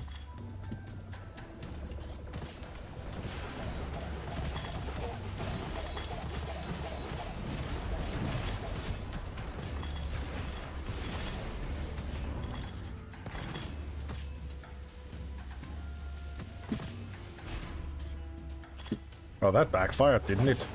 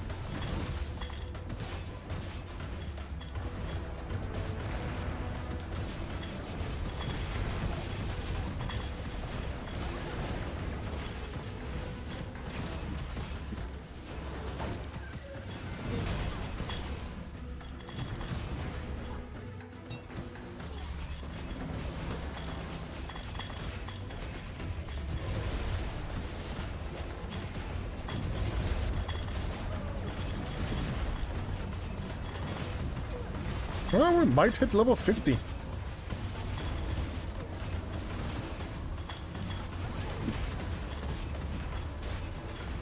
Well, nah.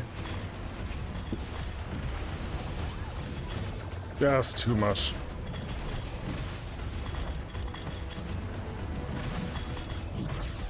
Oh, maybe.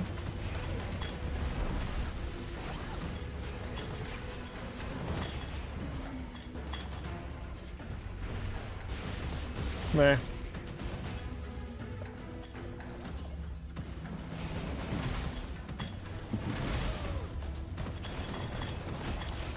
Oh, massive elites. We may... After all.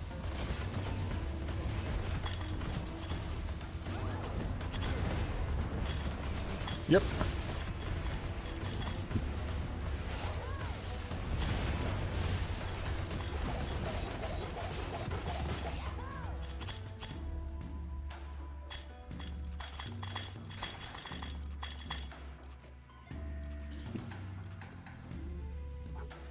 Hey, we got it.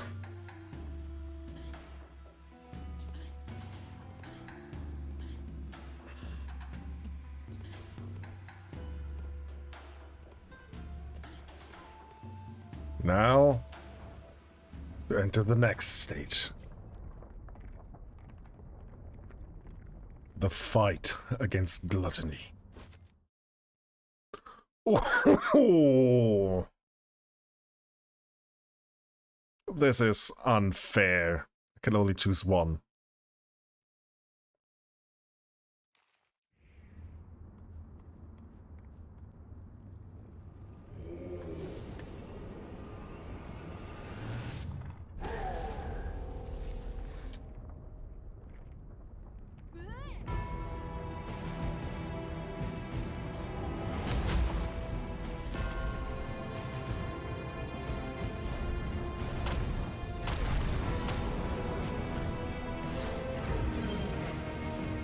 Well,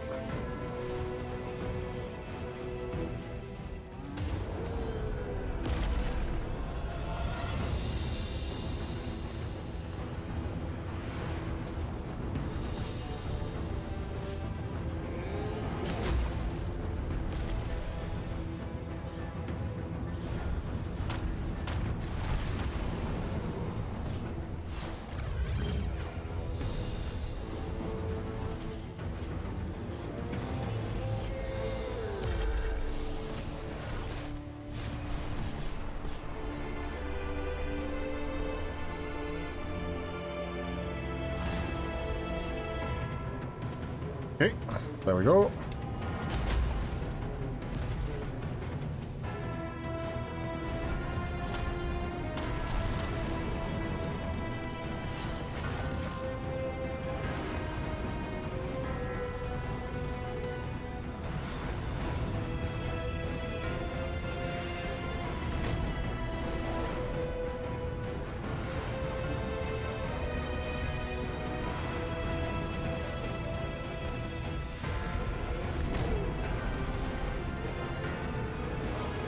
And done.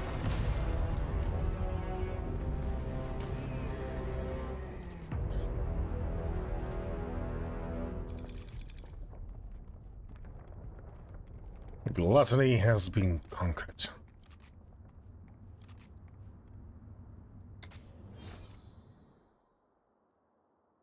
Nice.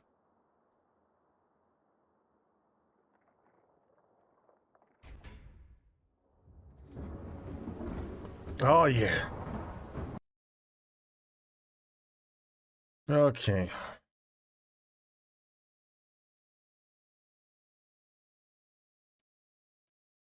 What do we do now?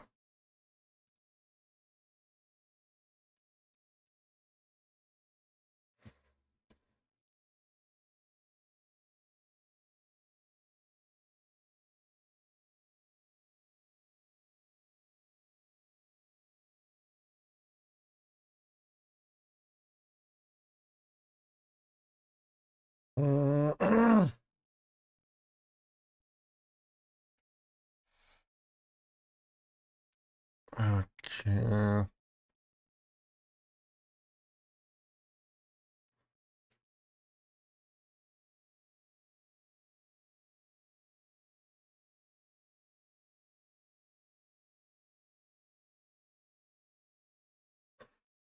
Mm, more gunfire or...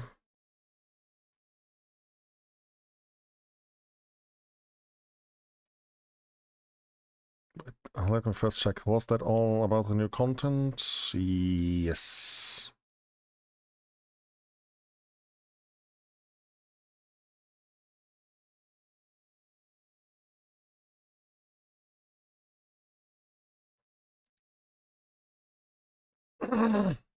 You would say more gunfire, but it is also 12 a.m. for me.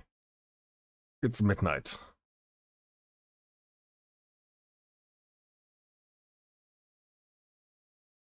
Midnight on a Sunday, and I don't feel so good. So I would say we'll cut it here. I will say thank you all very much for being around.